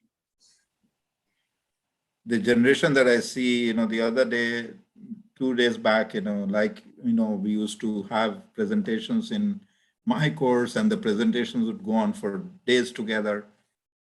You have attended some of my social geography presentations where the students were asked to make their presentations, and some of them, who had absolutely never spoke out in the class, they came up with their presentations, which were just fantastic. They spoke for hours together, and they made me speak for another 2 hours. So in the last 3 days, 2-3 days, ever since last Monday, I was having presentations of my students. And I can tell you they have tremendous potentials. It's just that we got to really raise fundamental issues, engage with those issues. I could be teaching geomorphology. Okay, I'm teaching this. I'm teaching paleo channels, and I could be talking about the changes in the paleo channels, and I could be talking about paleoclimatic conditions. Why can't I use those topics in order that we make them go back to those days and recreate the environment then? Not that everything was hunky-dory, but we got to really become much more contemporary. We got to understand science. We got to understand the dynamics of nature and environment and climate. Wonderful. Why shouldn't? How can I stop you, Mansi, when you have developed an expertise in a certain area? But I'll be very happy if you bring that understanding into creating a kind of discussing it in the class, not just the technique. Like, what do we geographers do? While we geographers are very happy making, GIS maps, layer 1, layer 2, layer 3, and I never learned it. I never learned it precisely because I didn't want my mind to get corrupted, with these techniques, because then when I'm reduced to this technique, then I forget about the ideas, I want to be preoccupied with ideas. You produce technique, and I will see the application of the technique, and then I will say, okay, come on, yaar, you are doing a good job, very good. And then what are the engineers doing? Because they have not been trained in social sciences. So what they are going to do is, this is the right kind of a technology to dig here. They have got layers of that geological map, they make use of that, and they tell you, dig here with this technology. This will bring down your cost. Because there is an economist sitting in Chicago. There is this Boston group, Yeah, Boston group. Yeah, that was the name that was given. Every department in India is flooded with Boston group economists. And they are deciding your channels, your water, your resources. They will go back, they will get the money, and they will go back. We have to take control of our lives and do whatever that we want to do, whatever it takes. I'm not saying Marxism. No, I'm not talking about that. The Marxism has collapsed. Marxism collapsed precisely because, they also became dictators. And I'm against dictators. Because dictators will create yet another dictator, will privatize property in the hands through the medium of dictators. Will not allow you and me to live. They will live only as slaves. Choose. The choice is yours. You want to be the master or the slave. Not master in the classical sense of the term, master of your own lives. Yes, sir. That's a very good notions. I have a observation. So, what the future of geographers, then if they don't have the skills that is required to get jobs? Where I do you see don't know, geographers? Rajiv. I'm sorry, I cannot answer this question, because if you are talking about skills in terms of skills on computers, skills on techniques and technology, you are asking a wrong person. The best of the skills that a geographer could have is having those lens to understand spatial inequalities. And if you can understand the processes behind that, then you can apply. That is secondary. What tools will you understand? What tools will you apply? What technology you should buy? Which platform? For how many rupees? I don't know about the skills. I know just one thing, that there is nothing beyond ideas. The materiality of my existence and your existence is based on ideas, not on skills. The best of the survival skills is inherent in all animals, but it is the dominant power which is making us insensitive to this instinct of survival.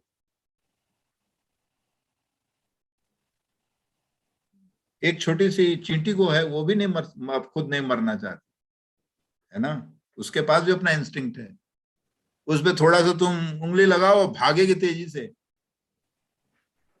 लेकिन हम तो ऐसे इंसान बन गए हैं ना, जिसके बाली पकड़ के लोग सर पत्थर में मारते हैं, फिर भी हम खड़े होते हैं, कहते हैं प्रणाम पंडित जी, बहुत ही अच्छा ज्ञान दिया आपने मुझे। That's the problem. Skill, I don't know much about it. I can tell you, go and do GIS. GIS for what? Teach ideas behind GIS. How you can make my life better. The kind of work that you people are doing in the neighborhood of your university.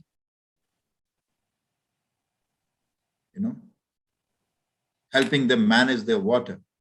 For whatever limited period of time, कर लो जो करना है, idea को नहीं रोका ना, तो ऊपर से जो आइडिया आ रहा है, वाटर मैनेजमेंट, जल निधि योजना, स्वच्छ भारत और तमाम सारी चीजें, वो आपके पास से कंट्रोल निकाल के ले जाएगा। फिर आप और हम केवल टेक्नोलॉजी लेके साइड में रोड के खड़े रहेंगे, कहते हैं अब मेरी टेक्नोलॉजी कोई खरीद लो 4 रुपए में।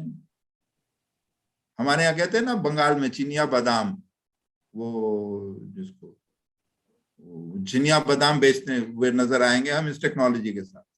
मैं तो बहुत क्लियर शब्द में बोल रहा हूँ भाई, आपको बुरा लगे आपकी मर्जी, आपको अच्छा लगे फिर मिल लेंगे 8 तारीख को, बुरा लगे तो मत आना 8 तारीख को। No, sir, it's not like that, because the topic is inequality. So we need to talk about every form of inequality. So it's a great talk, sir, and we would like to listen you again on 8th of February.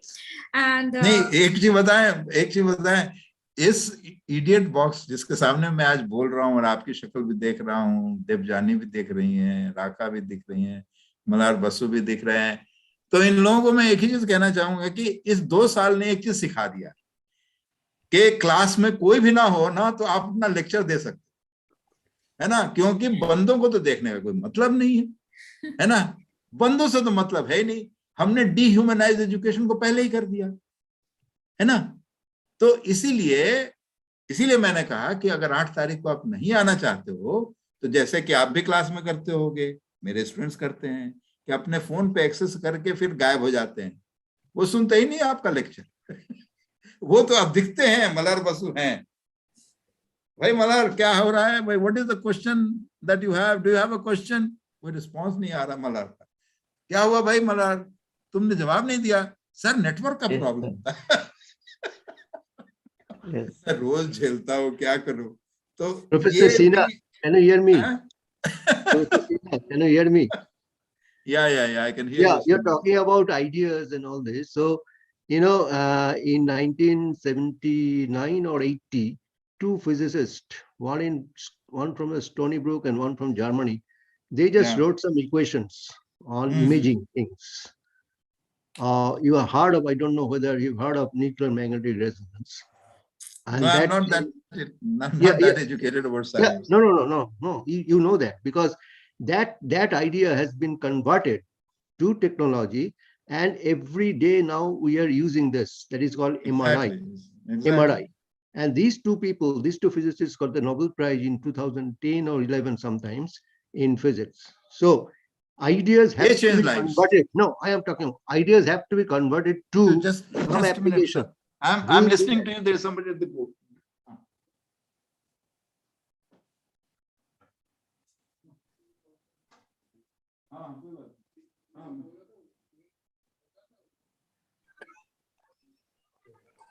Okay, great, yeah. Great, he goes, let him go. Very nice debate. Sorry, sir. There was somebody. I'm in my office, so there was a knock at the door. So yeah, I'm sorry. Sanjeevda, where are you? Yeah. I just started thinking about how do you convert these ideas into the application by the technologists, done by the technologists, by the skillful persons. So you have to not only ideas, but that have to be converted to something so that it come to mankind. Help to mankind. In fact, conversion itself is an idea. Magnetic resonance imaging. This is the technique that we are using every day. Almost every day, and that was the idea of two physicists only. And then the technologists took over that, and they did something to get this, to convert these ideas into something so that we can help people. Yeah. So, sir, what I'm really talking about, that goes to reinforce my point that we need ideas. We have technologies, the technologies that would perhaps really bridge the gap and make our lives better. Maybe a futuristic technology. I mean, you see, the GIS was never meant to bombard places, but we made use of that in the Gulf War. So it's not the technology which is, and I'm not against the technologists who are developing it, because they are there in that business, they are doing their job. They will develop techniques, but it's the political leadership which will have to decide as to what is that, whether they would like to see that technology being used, whether the society is prepared for that. The society, if we bring in, the major problem that we have in Delhi is that for nearly about half the year, nearly about 4 months, particularly after the harvest of rice, paddy, we have this smoke. We live in a smoke chamber in Delhi. Perhaps you may have heard of it. That the air quality becomes so bad. I don't know how much of that comes from the burning of the stubble. People say yes, people say no. The government goes to the court and says only 10%, 15%, 16% comes. We really don't know what it does to the air quality and to what extent it in fact creates a kind of situation where we can't even breathe. JNU is much better. We live in a much more open place, but I know of my father who had terrible problem in his breathing when he visited Delhi. I know of people who are children who are the scale of ARI, acute respiratory infections among children, has gone up by nearly about 800 times in just about 4 or 5 years. But there is no such problem, and there was no such problem as long as we were cutting the stubble with our hands. Now we are using harvesters, and that really cut it from a certain length and leaves the stubble behind, which will have to be burnt. So we employ one technology, but we haven't employed the other technology.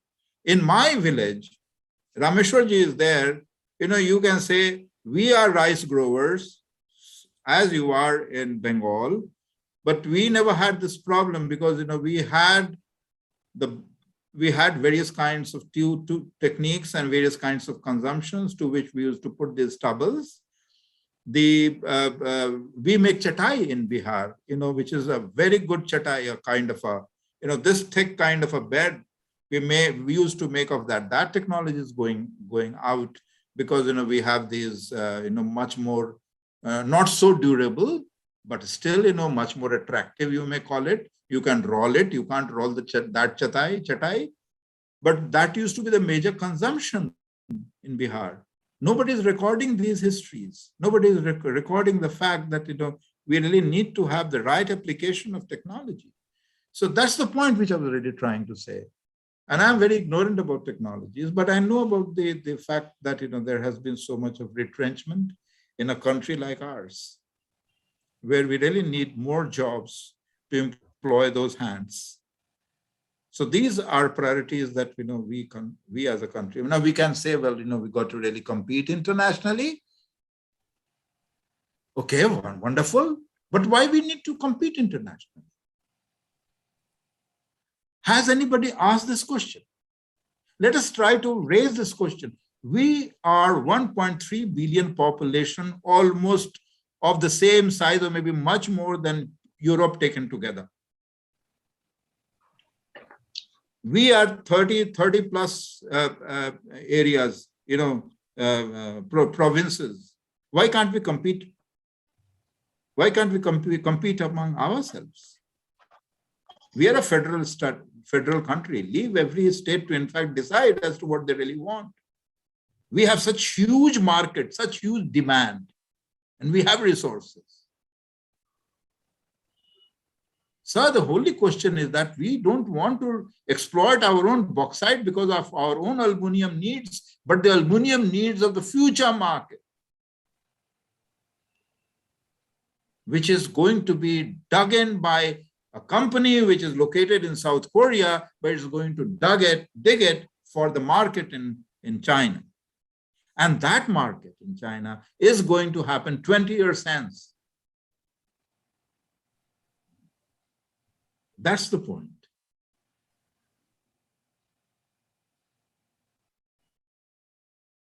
Thank you.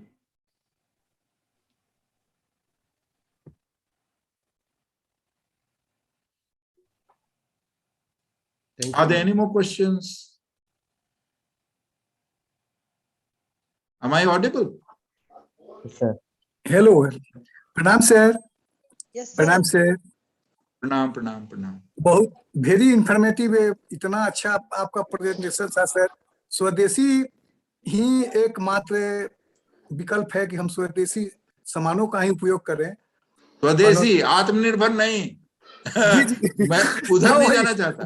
Gandhi ji भी कहते थे कि स्वदेशी सामान का भी उपयोग किया जाए। बंगाल से मछली का कम से कम ऑनलाइन कहीं शुरू हो जाए तो उन लोगों को क्या होगा, इसलिए स्वदेशी ऑनलाइन को लोग छोड़े। स्वदेशी सर, बहुत बहुत बधाई, वेरी इंफॉर्मेटिव लेक्चर सर। नहीं, it's the whole question of how we organize the market. स्वदेशी मछली भी फिर ऑनलाइन होगा, फिर वहीं पे दिक्कत होगी। देखिए, प्रॉब्लम ये है कि how do we really protect not the ones who are selling मछली इन टोकरी and they remain poor all through their lives, है ना। अगर हम उनके लिए कुछ कर सकें, उसको एक चैनल पे हम ले सकें कि ठीक है भैया, देखो हमारे यहाँ ये 10 मछली बेचने वाले हैं, इनसे आप डायरेक्ट खरीदो, ये आपके घर पहुंचाएंगे। जब इनको इंटीग्रेट करते हैं इस चक्कर में, तो फिर वहीं पे काम खत्म ना हो जाए। आप ये सही कह रहे हैं जी कि सर। अगर ये पूरा का पूरा जो है, अगर हम इसमें जो मॉडर्न टेक्नोलॉजी को कैसे इस्तेमाल कर सकते हैं, by creating some kind of a network, a chain of supply, it can do wonders. Yes, but then we got to really also keep thinking about and studying as to what are the consequences, ताकि उन सारे loop holes को हम plug करते जाएं। हमने ये सब बहुत किया है हमारे देश में। देखिए, ट्राइबल प्रोडक्ट्स को बढ़ाने के लिए हमने ट्राइसेम बनाया, ट्राइसेम नहीं, ट्राइफेड बनाया, TRIFED, federation for tribal products. उसमें बिचौलिए आ गए। बिचौलिए कैसे आ गए? क्योंकि वो ब्यूरोक्रेसी जो थी ना, वो दबंग लोगों की थी, वो बिचौलियों से उन्होंने समझौता कर लिया और उनसे उन्होंने करप्शन शुरू हो गया, वो ट्राइफेड बंद हो गया, है ना।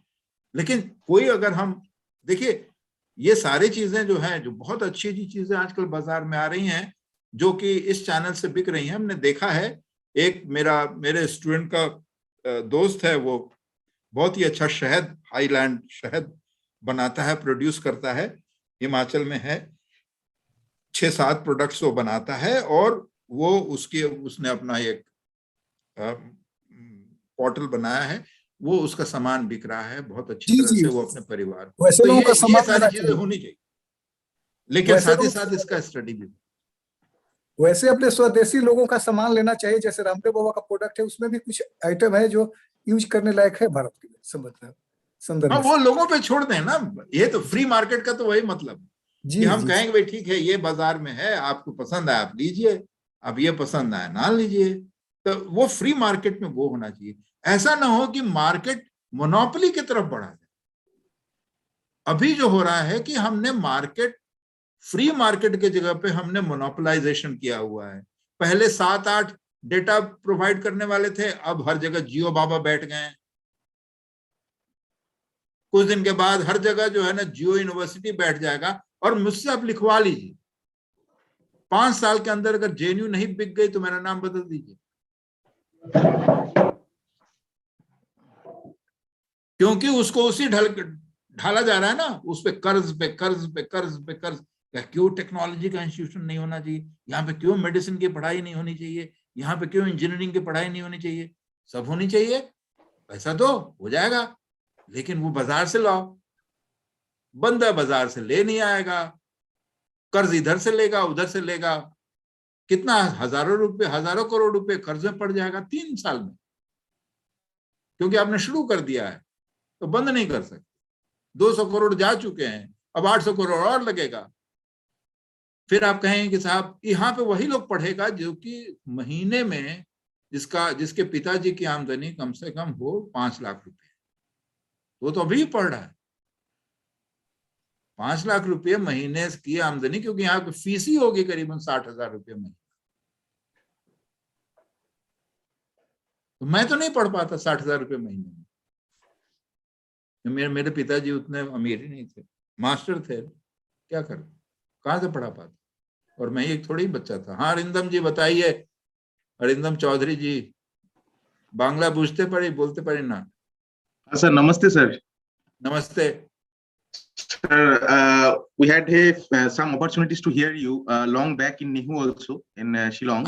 I am very very amazed about your lectures, how you relate to today's matters, today's points to the geographical, through the lens of the geographical perspectives.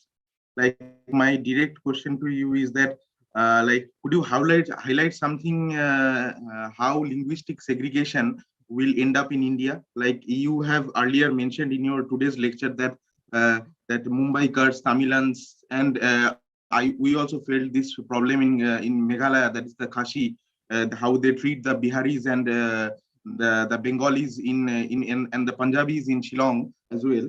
So are there any policies taken by the current or the previous government in solving those linguistic segregation in India? You see, the point is that when that's why we need to study good history, authentic history, which will tell us as to what really happened when. Let me tell you what happened in 1935.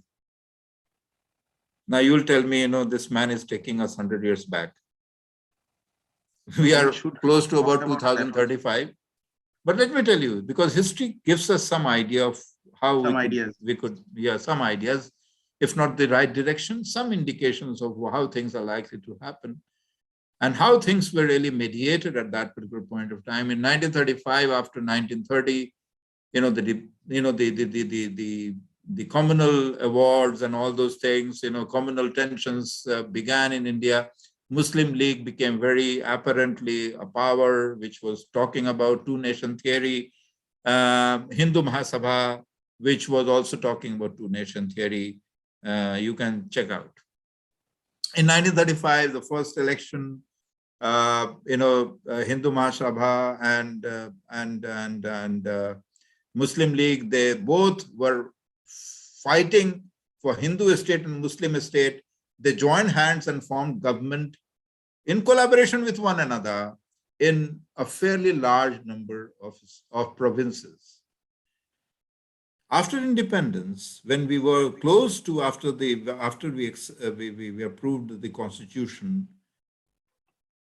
one of the biggest things that happened in the history of India, and I can tell you why some people are very much against Jawaharlal Nehru, was that situation. What was that situation?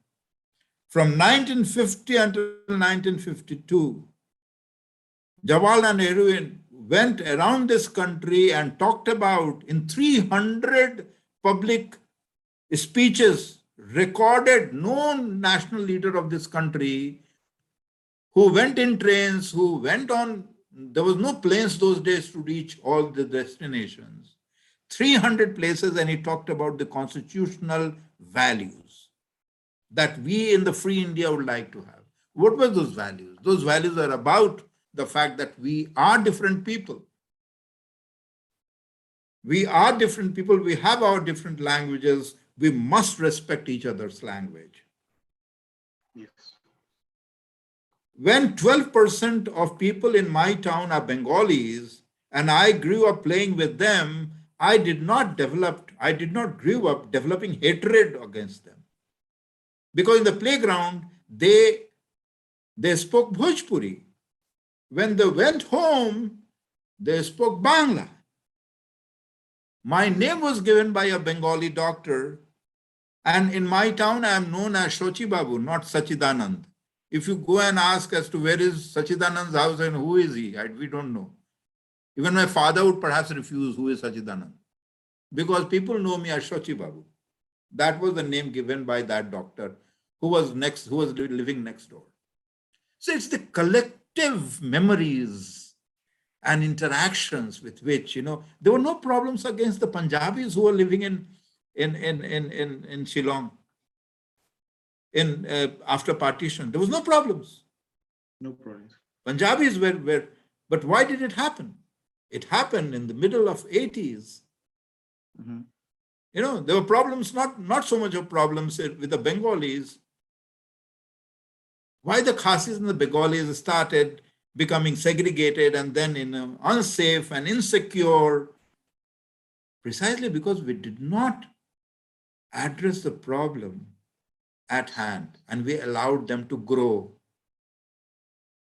And when we know we have a cancer here, the cancer may not reveal where the problem is. It may make my hearing capacity, I may lose my hearing capacity, and then I may start barking at people, shouting at people, because it has affected my brains. So manifestations of problems could be different. And there are people who would like to take advantage of these manifestations of differences. It's very important for us to, in fact, take note of that. There is nothing wrong with Bengalis. Of the 7 lakh plus, outsiders enumerated in Assam, only 1/7 of that are from across the border. 6 lakhs, close to 6 lakhs, are from other parts of India, and they are Bengalis. Should we evict them all from Assam? Then what will happen to the Assamese elsewhere in the country? And then one person will get confused that he is a Chinese and kill that person, as it happened with one of these Delhi University boy from Arunachal Pradesh. He was killed by this kind of a mob frenzy. What kind of hatred, they were Chinese. I mean, my town has got 3 doctors, and they were all dentists who were from China. Kolkata has a Chinatown. Let's be very clear, it's not there in our identity as language speakers. It is very much there in our psyche. And the psyche is, we can't solve problems. The politicians can't solve problems. And therefore, they would like to threaten you and instill in your mind the fear that your identity will be lost. And once you are given to this fear, you will try to kill. If I'm told that, look, there is something, like a long kind of a thing which is moving in the house, which could be a snake and it will bite you. I'm going to even kill a thread in the night, which is lying on the floor, and check whether it's a snake or a thread. That is what is happening with our psyche. The capital is working on psychology, collective and social psychology. And it is testing you every now and then.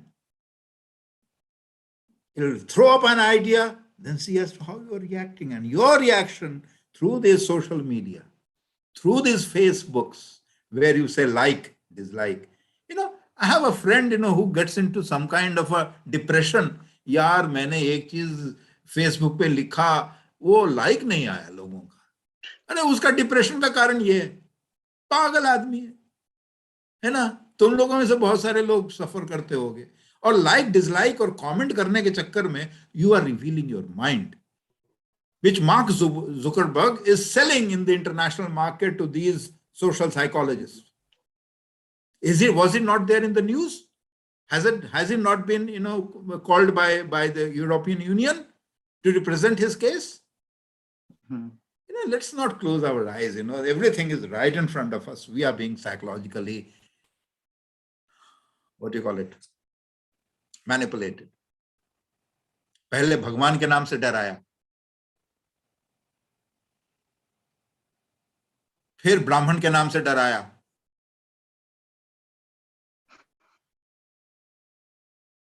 अब देशभक्त और देशद्रोही के नाम से डराया,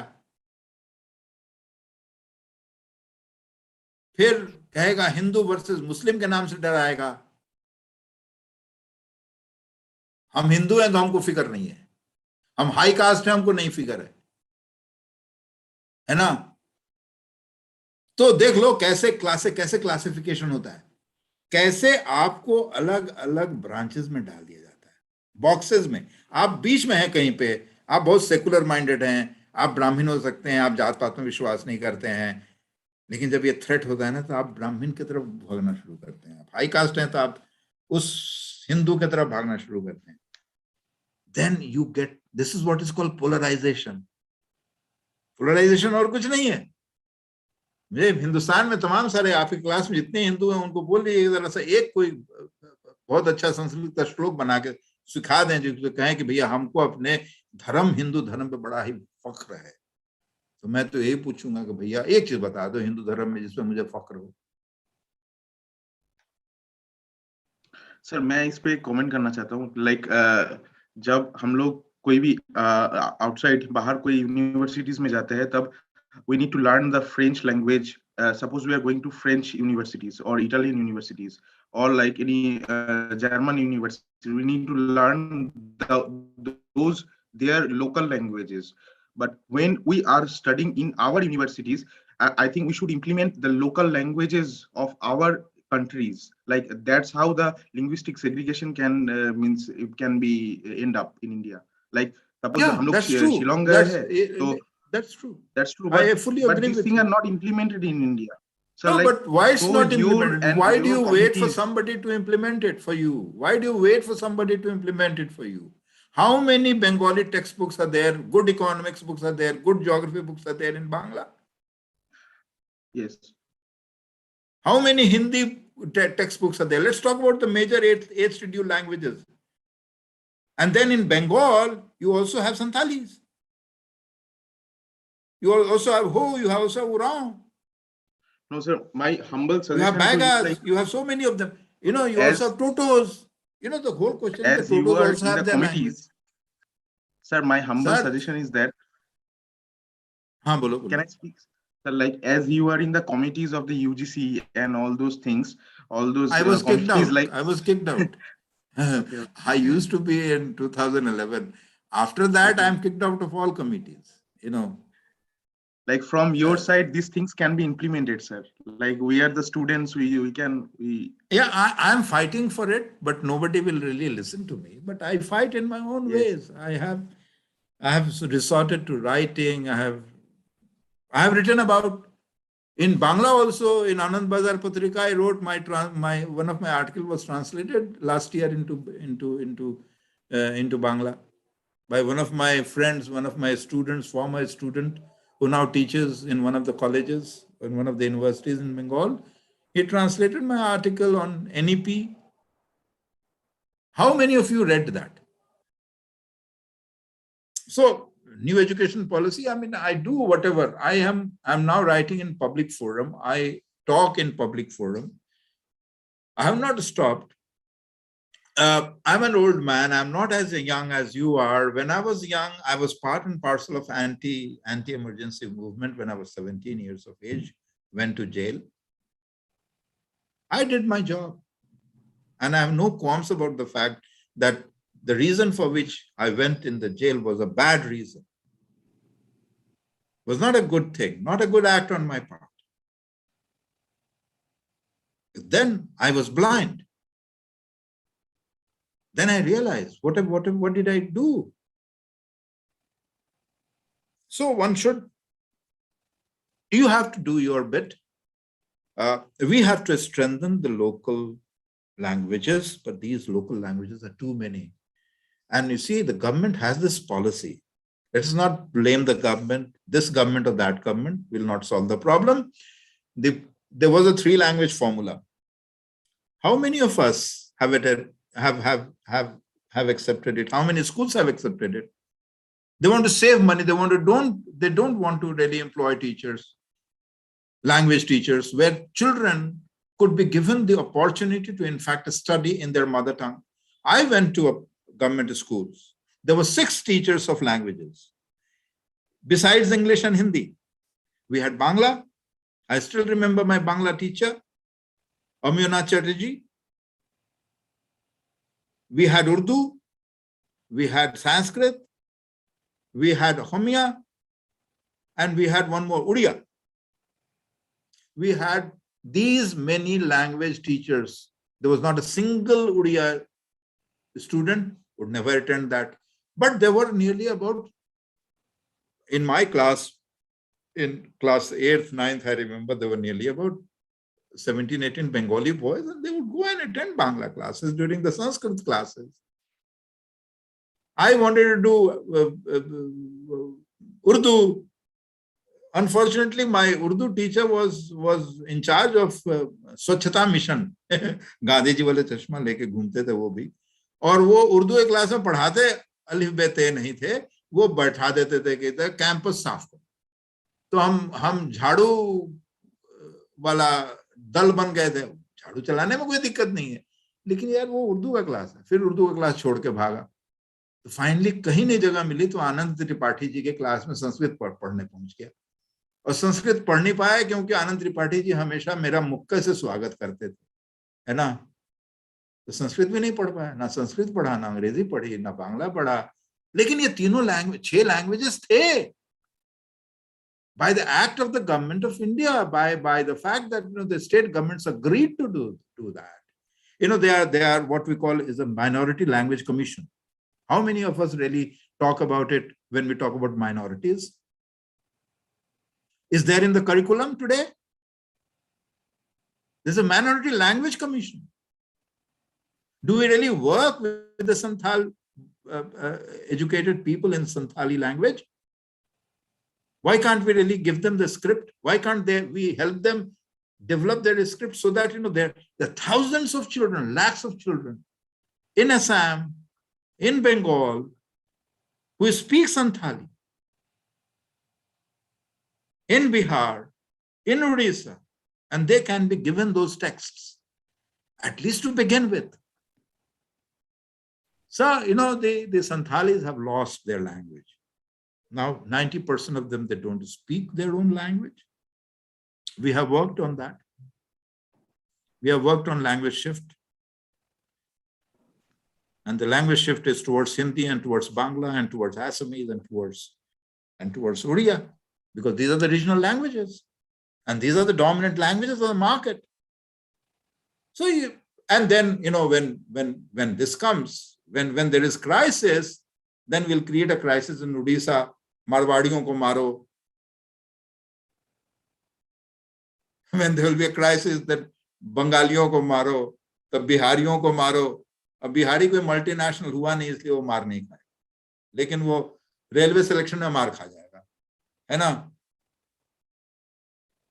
तो ये धीरे धीरे बढ़ेगा, घबराए मत. ये बंगाली पहुंचेगा, मुंबई में पहुंचा था कभी, सब जगह पहुंचेगा. इसको कहते हैं स्प्रेड ऑफ डेप्रिवेशन. इतने बुरी तरह से इसका डिफ्यूजन होगा कि केवल चंद लोगों के अलावा हम सब केवल एक शिकस्त हुए प्राणी के रूप में क्या होंगे? स्लेव. हमारे बिहार के लोगों को गिरमिटिया शब्द बड़ा अच्छा लगता है ना. We are part of that Girmitiya culture. You do not know what is गिरमिटिया. वो आपके हमारे मित्र जो थे हमारे बिहार के, वो बताएंगे गिरमिटिया क्या. तो ये है, बहुत सारी चीजें. Thank you, sir. Thank you so much. And now, since we have come to an end of this session, so यार 2.25 घंटे तक चल रहा है. यार मुझे भूख लग रही है, मैं तब से देख रहा हूँ, इतना समय कैसे हो गया, मुझे भूख लग रही है. अच्छा, तो अब मैं जाता हूँ. नमस्कार. लेकिन आप लोगों को जो सवाल पूछना है और भी पूछना हो तो पूछ सकते हैं. मेरे खाने का इंतजाम आप तो नहीं कर सकते हैं, लेकिन क्या करें. sir, therefore, मोटा ताजा आदमी हूँ, जब भूख लगती है तो बहुत जोर से भूख लगती है. बताओ आप. Sir, then I would like to invite my fellow classmate, Raka Hajra, to give the vote of thanks. Raka, over to you. Thank you, Devanjali. So we have come to the end of this program now. On behalf of Department of Geography, School of Basic and Applied Science and Organizing Committee, I, Raka Hajra, student of BSc Geography, feel immense pleasure to take this opportunity to propose the vote of thanks to our eminent guest, Professor Sachidanand Sinha, who gave us his valuable time and inspired all of us. I would like to express my gratitude to our Honorable Vice Chancellor, Professor Dipendra Kumar Jha, respected Dean Sir, Professor Jitendra Kumar Pandey, our HOD, Dr. Kasturi Mukherjee, Dr. Sanjeev Ghosh, and all the faculty members, Dr. Supratim Karmakar, Dr. Tuhin Bhadra, Dr. Rajiv Sarkar, Dr. Partha Basu, Dr. Anu Rai, Dr. Manisha Baral, Dr. Suman Chatterjee for supporting us and throughout this session. And also I am very grateful to the coordinators, Dr. Manashi Devnath, Devanjali Banerjee, and Mallar Basu for conducting such a wonderful session. And finally, I'd like to sincerely thank all the participants for joining the first session of Future Geographer 10 and for making it a successful one. The second session of Future Geographer 10 will be conducted on 8 February and the feedback form will be shared with you at the end of the second session. So I will request all the faculty members and all the participants to attend the second session. Thank you. Thank you, Raka. Thank you, Kasturi ji. Thank you, everybody. Thank you, Malar. Thank you, Debjani. Thank you, Sanjeev Da. And thank you, your university, your department. I'm forgetful about the names. So thank you very much. It was beautiful interacting with you. If I may have sounded a little arrogant, when I'm angry, I'm not arrogant. But when I'm confident, I'm arrogant. Thank you very much. See you guys. Actually, sir, very thought-provoking lecture. Thank you, sir. Thank you. Thank you, sir. Yes, sir. Thank you, everyone. Thank you, sir. Thank you, everyone. Bye, sir.